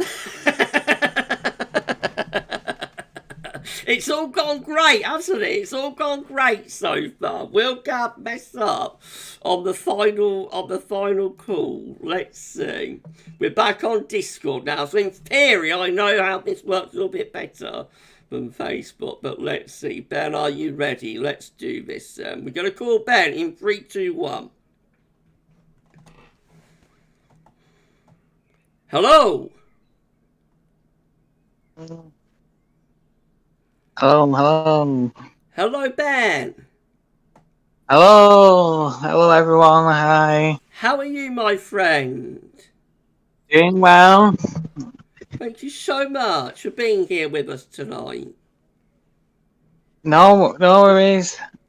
It's a good stream, and you're looking well, my friend. Thank you so much. It's been. I nearly cracked at the start. I don't think you was here at the start, was you? You was working, but at the start I nearly cracked when I introduced Sav and said that he's coming. Said that he's coming back for just tonight, Ben. He's only back for tonight, but just for tonight he's come back for me and for Mrs. P and for Rainbows. And at that point I almost cracked because it was an emotional moment. And then a few minutes ago, actually, I almost cracked. But I'm doing all right, aren't I? I'm holding up, aren't I, Ben? Thank you so much, my friend, for being here. Yes, you're doing well. Yeah. Oh, I'm getting loads of messages saying hello. Yeah, say hello to Ben. It's Ben Enty, everybody. Ben Enty. Hello. Hello. Thank We've got so SB, much. we've got B, we've got everyone. Everyone's here. Everyone's here. B saying, "Gab my sweet, no shame in cracking." Well, yeah, but I've got to be professional. No. You know, I'm doing a job, so. But it's one of those. You know, I did with my on the street. You was on the one I did with Sabby for my dad, wasn't you, Ben? Yeah. Stream. And I didn't crap then. You know, I'm not really an emotional person, but these kind of events, they do bring out the emotions, don't they? Everybody's saying hello to you, Ben, in the live chat. You see all those lovely messages? Hello. It's Paul. Yeah, It's Paul lowering the tone. It's Paul lowering the tone. Climax time, Ben. Climax time, yeah. I'll be climaxing, Ben. What do you think? Yes. Paul, you're going to get told off by... That was lovely, wasn't it, Ben? That news from Steffi and from Paul. That was lovely, wasn't it? Yeah.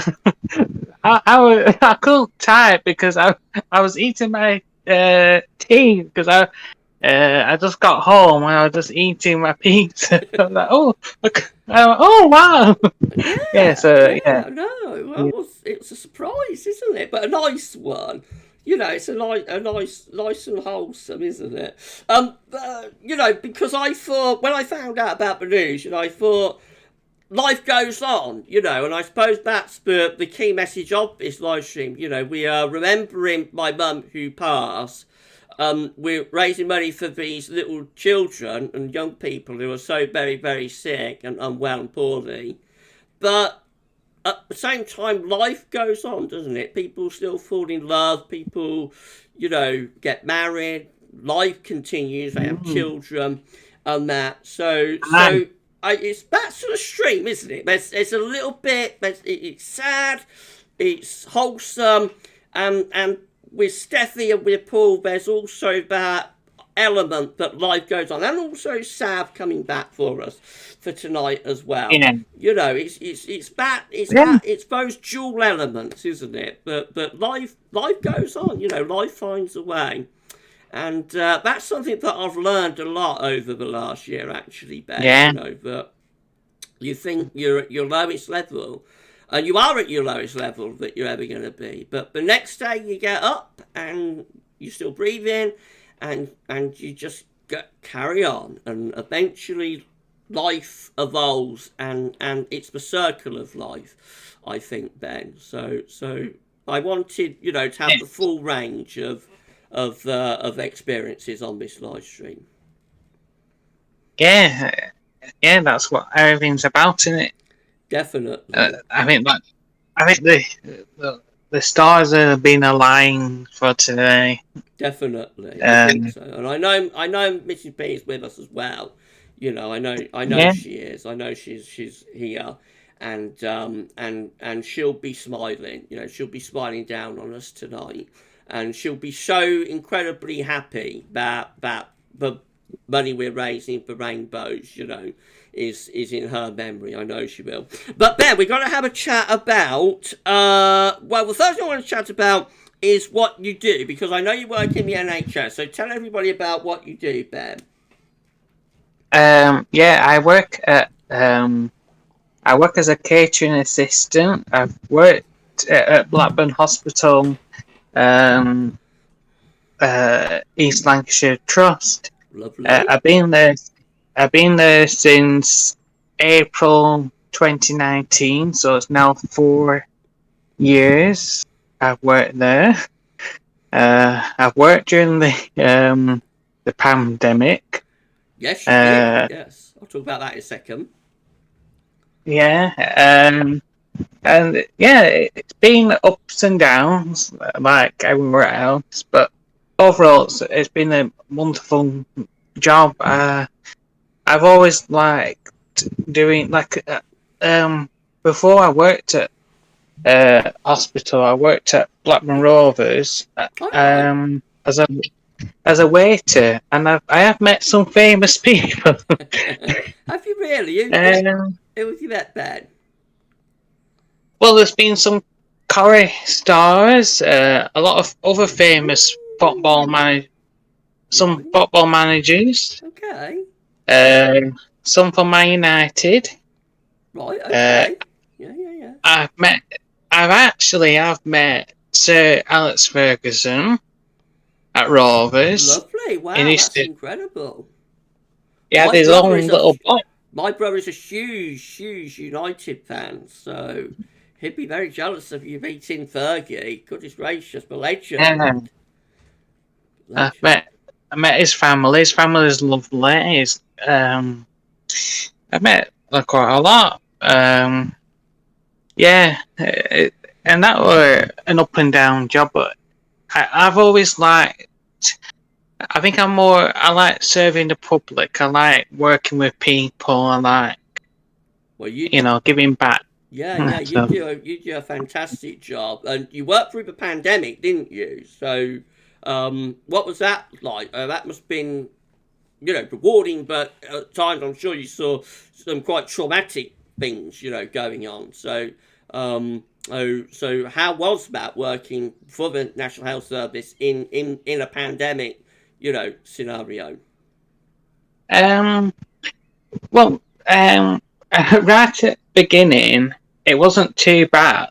It like the first lockdown, that went quite smoothly for us, for our hospital, but other hospitals were a lot worse, like in the big cities like London and that it got, and we were finishing quite early, quite quick, because our hospital then became empty in one way because they got rid of a lot of patients who didn't need to be there.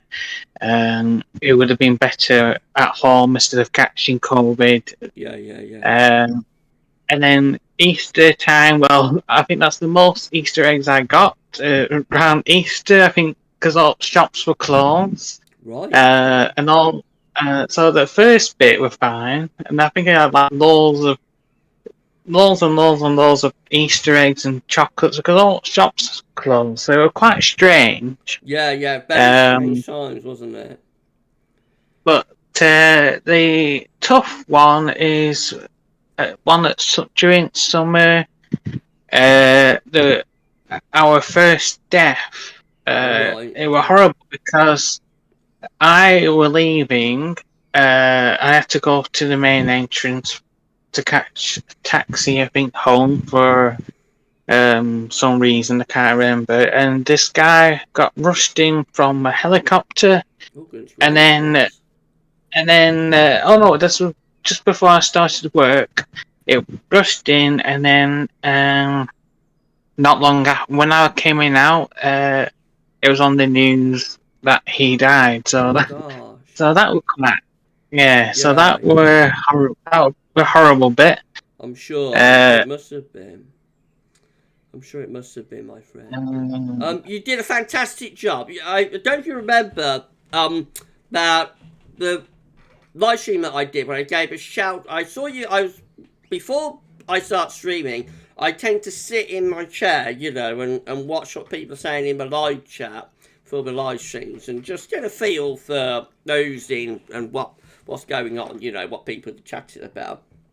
I like doing that, it helps to relax me in the 5-10 minutes or so before I start live streaming. And this one afternoon, I think it's a Wednesday live stream, and you was in the live chat and you was telling people that you've been working, that day, or you got a day off, but you was working in the National Health Service, and it was in the middle of the lockdown and everything. And I saw that and I thought, right, I'm gonna give Ben a shout out for not just Ben, but for all carers. I did a shout out for carers, didn't I? Or key workers. It was a shout out for key workers, wasn't it? So but primarily with a focus on the National Health Service. And I think that gave us one of our first moments, within the Gaz Webbers community while we was live streaming. That gave us one of the first moments of doing something really, really important. Not just talking about the weather, not just having a laugh, not just being silly, but actually as a community, because seeing the way people responded to you, as I said, can we give a round of applause to Ben and to all key workers who are working through this pandemic? And I saw the power at that moment that this whole thing that I've been doing, live streaming, the potential to reach quite a large audience and to make a difference, really. And I felt that was like the very first moment that I felt on one of my live streams. I had, I stopped the stream and I said to my mum, Missy P, who's off to the side, I said that was lovely, that moment when I did the shout out for key workers and gave Ben a shout out, who was working through the pandemic. I said that was such a lovely moment, such a wholesome moment, and she agreed. She said you did good, Gav. She said she did good, Gav, and I was smiling for the rest of the day. Knowing that on my little live stream we'd done something actually that mattered and was worthwhile. And I thank you so very much, Ben, not just for that, but for your service, to the National Health Service, to that hospital, to the country. Thank you so much, Ben. You should be very proud of yourself, my friend. Yeah, I am, and thank you. It was very nice of you and very nice of the community.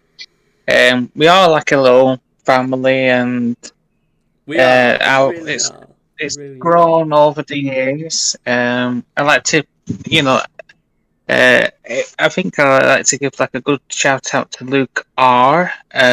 He was the first person to like reach out to me in comments. Luke's great. Helios is saying you're a great saying you're a great guy, Ben. And Shiram is saying all NHS workers do a great job. They really do, don't they? Katrine is saying thank you, Ben, for your hard work in the NHS. Unbelievable. And B is giving hearts as well. Now, before I do anything else, Ben, the Darth Vader has arrived. So if it's all right with you, I shall just do my Darth Vader has arrived. Yes, we've got to.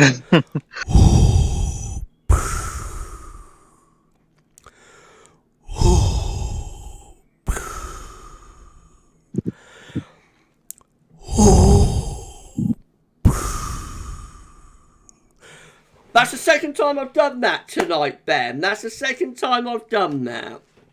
I did it earlier on when Darth wasn't in my live chat, but I still did it anyway. Just I wasn't sure whether Darth would be here. But the Darth Vader has checked in tonight, so I've done it again. Mrs. P loved it when I did that. She always. That's why I started. I did it once, Ben. I did it once, and afterwards I said, to my mum, Miss P, off to the side. I said, "What did you think when I did that?" She said, "Oh, it's really good." She said, "You definitely got to do that again. Keep doing that. It's a really funny moment." So, so that's how it started, and it's become like a running thing. It's one of the things that, part of my act, isn't it? Part of Gav's act. Yeah. It all happened because my mum loved it. But Ben, I know you're a big Eurovision fan, so I wanted to have a quick chat with you about Eurovision. What did you think? Oh, yeah. What did you think to it, Ben? From Liverpool, wasn't it? Yeah, it was in Liverpool. I really enjoyed the show. This year was very special because we were hosting it on behalf of Ukraine. That's right. And it was nice to see the Ukrainian singers and the choirs and dancers from all over. And I think there were about 4,000 Ukrainians in the audience as well, so that was lovely. That was great. Yeah, this year was I think one of the best organised events. The BBC did a great job working with the Ukrainian TV as well. Yeah, and I think I cried twice. Oh, did you? What did you? What part did you cry at, Ben? One was an interval act with Rebecca Ferguson. Oh, hang on, we've got a super chat. Oh yeah. I'm not doing the super chat because of my voice, but I did it once. But I've got to make sure my voice holds out for the 3 hours. I do it. Okay, I do it. Then. Super chat. Super chat. from Josh. Do it again, Ben. Do it again. Super chat. Oh god. Super chat. Oh god. It's like a tongue twister. Thank you, Josh. Amazing. Thank you so much, Josh. Thank you so much. Nice to spend the last part of my birthday. Oh, yeah, it's Josh's birthday. Don't know if you knew that, Ben, but it's Josh's birthday today. Nice to spend the last part of my birthday in a charity live stream and being a part of that. Thank you so much. It's lovely to have you here, Josh. And thank you so much for your donation here and also elsewhere. I know you've donated on the Just Giving page as well. Thank you so much, Josh. You're a lovely, lovely, lovely man. Thank you so much, my friend. Ben, that was hilarious. People think you're funny, Ben, with that super chat. I just ever so slight, but I've got talking for 3 hours. I've got to make sure my voice doesn't go. But we're going towards the end now, anyway. So I don't suppose it would matter, would it, if my voice went really? But no, you did it for me. You did it great. So, which parts did you cry at in Eurovision, Ben? I cried at one of the interview acts with Rebecca Ferguson and another singer from Ukraine. Right. I think it were all they were singing "Ordinary World" by Duran Duran. Oh yeah, I remember that bit. They changed it a bit, and that was the everything behind the show and the lighting and the LEDs. That was a bit teary towards the end. Yeah. Go on, the one what really got me was during the grand final when they sung "You Never Walk Alone." Yeah, that was nice, wasn't it? I saw that. Yeah, that got me. Yeah, it's one of those songs, isn't it? When you walk through a storm, hold your hand, and don't be afraid of the dark. At the end of the storm, there's a golden sky. I'm so sorry, Ben. That's one of Mrs. P's favourites. She loved that. Jerry and the Pacemakers. She loved that. Yeah, she loved that song. Yeah, that was that. I didn't cry, but I did get a bit of a lump in the throat at that bit. Yes, I know what you mean with that. But it means a lot to a lot of people. A lot of it was sung at some of my like friends' funerals. So yeah, it's one of those, isn't it? it does mean a lot to a lot of people. Walk on with hope in your heart, and you'll never walk alone. Yeah, it's one of those, isn't it? One of those. What did you think to the winner, Ben? I'm happy with the winner. Sweden, wasn't it? Yeah. A lot of people didn't like her because they couldn't understand. My mum says she's because my mum's not really a big Eurovision fan. Right. She didn't really like it because she couldn't understand what she was singing, even though it was sung in English. Fingernails, hadn't she? She looked a bit like Freddie Krueger, didn't she? I thought she looks a bit like Freddie Krueger with those nails. Yeah. What did somebody said? I think Big said Finland should have won. What did you think to Finland? Yeah, I would have been happy if Finland won. It was I like Finland. Very different. Yeah, it's different. It was different. Strange, a bit strange. But, yeah. I quite like Finland, but I didn't mind the winner. I quite like to when they do the voting, and you see who's voting for who, because you can generally predict. I like to try and predict it.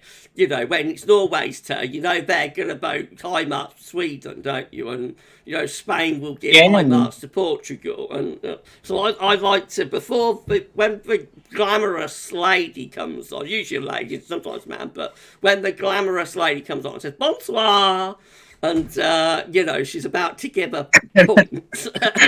I like to, annoy everybody in the room who's in with me and say, oh, I bet they're going to give the 12 to whoever, But 9 times out of 10, you can predict it, can't you?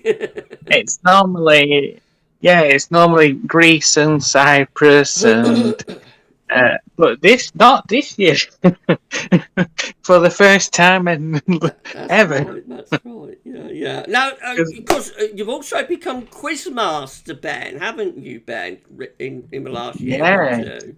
You on your channel, you do an occasional quiz, and you're the quiz master. And I normally come last because I'm as thick as 2 short planks. I'm not only as common as mud, but I'm as thick as 2 short planks. So I normally come last in these. But never mind, that doesn't matter. It's like having fun, isn't it? It's the fun that counts. It's having a laugh, isn't it? And you're very, very, very funny when you're doing your quizzes, Ben. So do you know when you've got another quiz coming? Probably, I'm planning to do one soon in June time. Oh, next time I have a weekend off. Oh,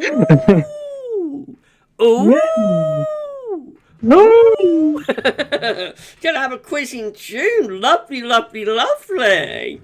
Oh, I shall be on that. You don't need to worry about that, Capital B. We'll check in. I'll check in and I'll come last, but I'll have a laugh. We'll have a laugh, Ben. Can't wait for that. Have you got any questions for anybody, Ben? You got a couple of quiz questions for us? Yes, I have got some up. Okay, we'll do a couple. Shall we? Yeah, we have got some.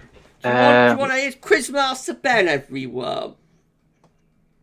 Steph is asking, will it be a science quiz at Benninch? I think this is the one you're going to do in June. It'll be multivariable, won't it, Ben? It's it's multiple questions, isn't it? There might be some. There might be some science, but there might not. There might be. Might not be. We'll see. We'll see. We'll see. Yeah. Okay. All right. Fire. I got a question. I got a couple of questions for us, Ben. Yes, these are, in one way, they are somehow related to spring. Nice. You see, you're very So- topical with your quizzes as well. That's something else I like. You know, you're very topical. And you, so like, if you do one around Christmas, it'll be like a Christmas theme, won't it? And that sort of thing. So Yeah. I like that. You see, that's the sort of thing Gab goes for, Ben. You know, with quizzes. Yeah. It gives you a clue to what type of questions That's you're going true. to get. Yes, makes it a little bit easier, doesn't it? Okay, then fire away. Okay, so the first question is, and all this is we've done because it's like a lot of us like winter. Right. I have done a winter / spring question. Right. Okay. Okay. So the first question is, when is Santa's or Father Christmas's birthday? When is Santa's birthday? I'll see. What do you think, everybody? When is Santa's birthday? I'm gonna say the 25th of June. Actually, 25th of June. Complete as far away from Christmas as you can get, because I really have no idea. I have absolutely no idea. But I shall say that we'll give people a minute, shall we? We'll give people a minute. See, Katrina's saying December the 6th. Oh. Adam's saying 26th of July. Chris Stewart is saying December the 6th. Let's just see if we get one or two more. It is in the springtime, so everyone should think about when Of course, in a clue spring. with that. I'm completely wrong, then, aren't I? Steph is saying 15th of March, St. Nicholas. St. Nicholas. 15th of March. Yeah, we can have St. Nicholas because that's his proper name. Yeah. So is that it, Ben? 15th of March. We'll do. No, they're still coming in. B saying 6th of December. What about 6th of December? Mark Kanish thinks Christmas Day. Christmas Day. Josh, wonderful World Nation Weather, says Christmas itself, Santa birthday. And Sue Thompson, hi Sue, says 1st of April. 1st of April. Yeah, oh yeah, I can see. They're all coming through. Right, I think I should give the... Yeah, give the answer, Ben. What is it? What is it? The answer is 15th of March. Oh, Steffi knew. Steffi. Always go with Steffi. Katrine got in with 15th of March as well, before you said. I saw that. So yeah. So Katrine and Steph. Well done. Anne Smith also saying 15th of March. Right, Benny, got another one. Got a last one for us. Yeah, I have got another. Yeah, got another one. Okay. Which year is known the year without summer? Oh, now and I think this might be worldwide. This is going to put me on the spot. I reckon 1816. I reckon 1816. I could be wrong, but I reckon 1816. That's what I'm going for anyway. And if I'm wrong, then I'm going to I ought to know that, shouldn't I? Oh. Matthew Richards is saying 1815. Am I 1 year out? I might be. Paul James is saying 1816. Thank you, Paul. JL saying 1987. Mark Kadish saying 1878 or 1880. Chris Stewart says 1816. Anne Smith, 1816. James N.I.J., 1816. Adam Blunton, 1867. Steffi Adcott, 1815. Tambora. 1816 definitely, says Andy Howard. 1816 says Darth Vader. Oh, I don't know. It looks like it's between 1815 and 1816. SB says 44630. SB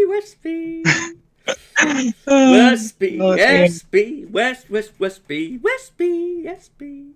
We've still got some more coming in. We've got B, saying 1816. Josh, Wonderful World of Nature Weather, says 1816.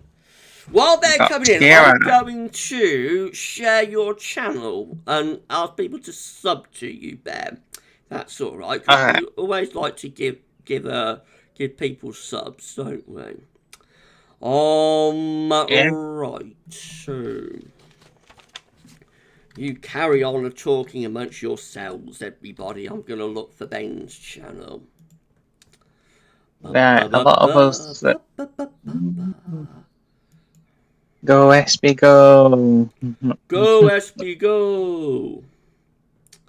Go SB. Oh, I know how I do. I haven't tried to find your channel, but I know how I can do it actually. Go SB go. Go. There we go. There's Ben. There's Ben's channel. Here we go. Here we go, everybody. Please give Ben... Hold on, Ben. I'll just show you a link to your channel. Please give Ben a sub, everybody. Here's the link. Here's the link for Ben's channel. Please give Ben a sub. He'll be doing a quiz in June. We'll be Quizmaster Ben in June. Right, what's the answer, Ben? What's the answer? The answer is... Dum, dum, dum, dum. Dum, dum, dum. 1816. Oh, I was right, wasn't I? I got one right. Yeah. I've got one right. Yeah, Paul James is explaining the eruption of Tambora, which caused a year without a summer, was in 1815. But of course, there's a time lag on the eruption to it affecting global temperatures. And so, although the eruption was in 1815, the year without a summer was 1816. So yes, that correct. Explains it, doesn't it? You got one more, Ben, or is that it? I have got one more. All right, Ben, we'll do one last one, shall we? This is the last one. I'm enjoying this. Good. Right. The last one is, what type of weather event has happened in the past 5 or 6 coronations? What weather event has happened in the past coronations? The last one was wet, and 1952 was wet. So I will say it rained. It rained or it was wet. But obviously other things could have took place as well, but I'll say rain. Shiram is saying rain. Matthew Richards is saying rain. Anne Smith is saying rain. Paul James is saying rain. Sue Thompson is saying rain. SBSB is saying rain. Katrine, it rained. Adam Blunsdon, it rained. Steffi Adcock, precipitation, lol. V, rain. Mark Kanish, it rained. Vader, Dar thinks we had a tornado in the coronation. No, we didn't have a tornado actually, Dar, because Meghan stayed in California. So there wasn't a tornado. It looked like there might be at one point when we all thought she was coming, but actually she stayed in Montecito with her 50 or 60 bathrooms, didn't she? And so we didn't have a tornado in the end, but it did rain. Chris Stewart, rain. Yeah. Everybody's saying rain, Ben. SB says raining cats and dogs. Was it? I must have missed that bit. Helios, Sam reckons we had a meteor strike. James 098, rain sounds about right, lol. What was it? What was it, Ben? it did rained. Yeah, the past 5 of them have rained. One was a quick shower in Oh, right. 19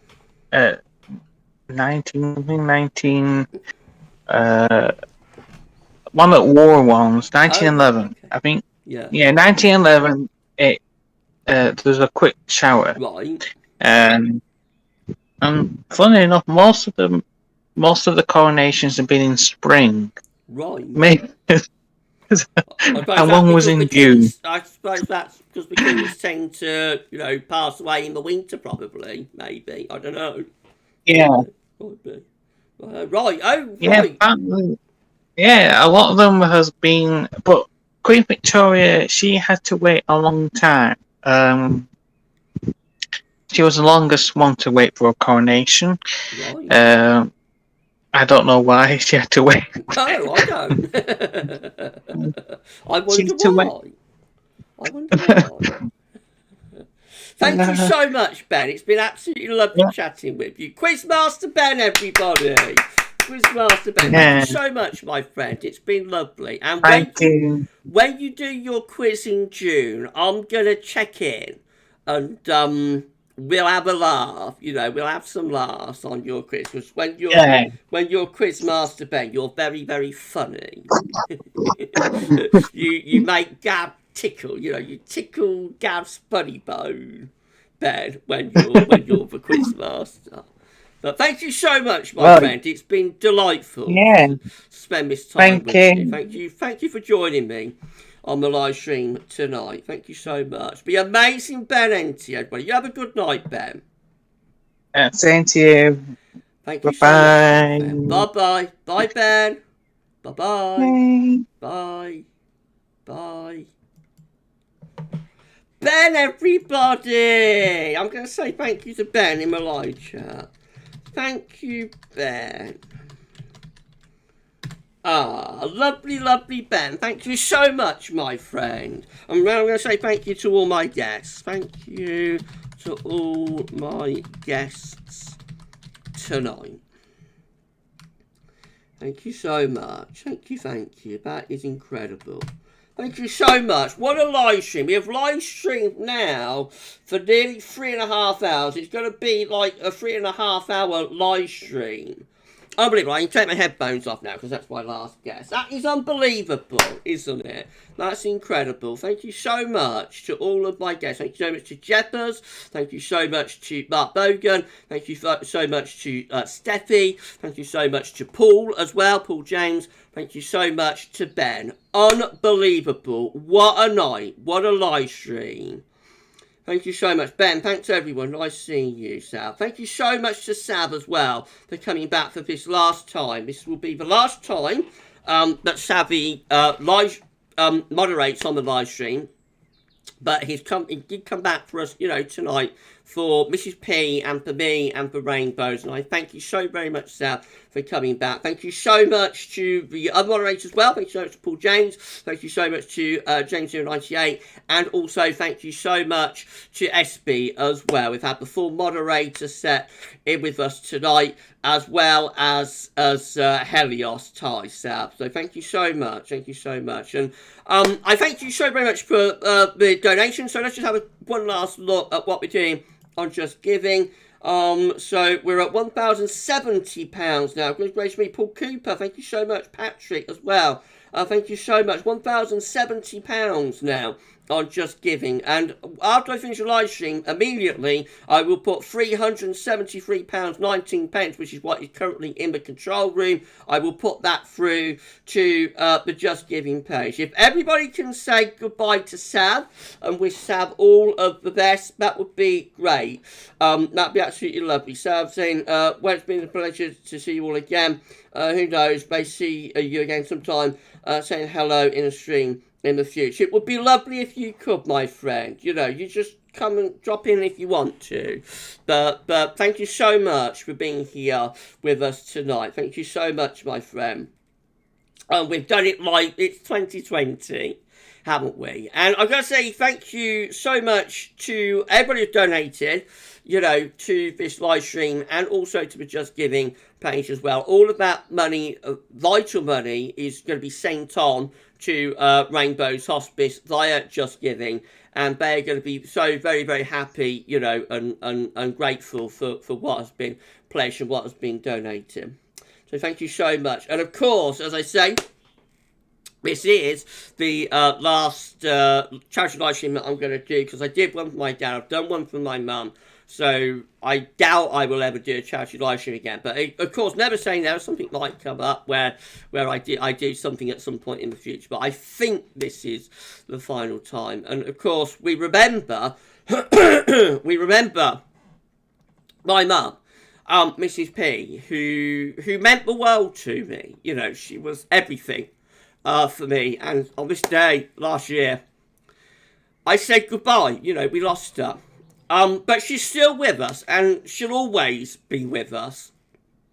And she's always watching us, and I know she's smiling and approving of everything that you know, that we're doing here tonight. And she'll be so incredibly proud, so incredibly happy, and you know, just delighted that we have raised this money for these poorly children in her memory. And I just say thank you so very much. You know, thank you so very, very much to each and every one of you who have donated or supported the stream, you know, have been here with me tonight. Because I appreciate not everybody can donate, times are tough. So, you know, just being here and supporting the stream, supporting me, remembering Mrs. Peace, and engaging with what we're doing, what we've done, you know, is amazing.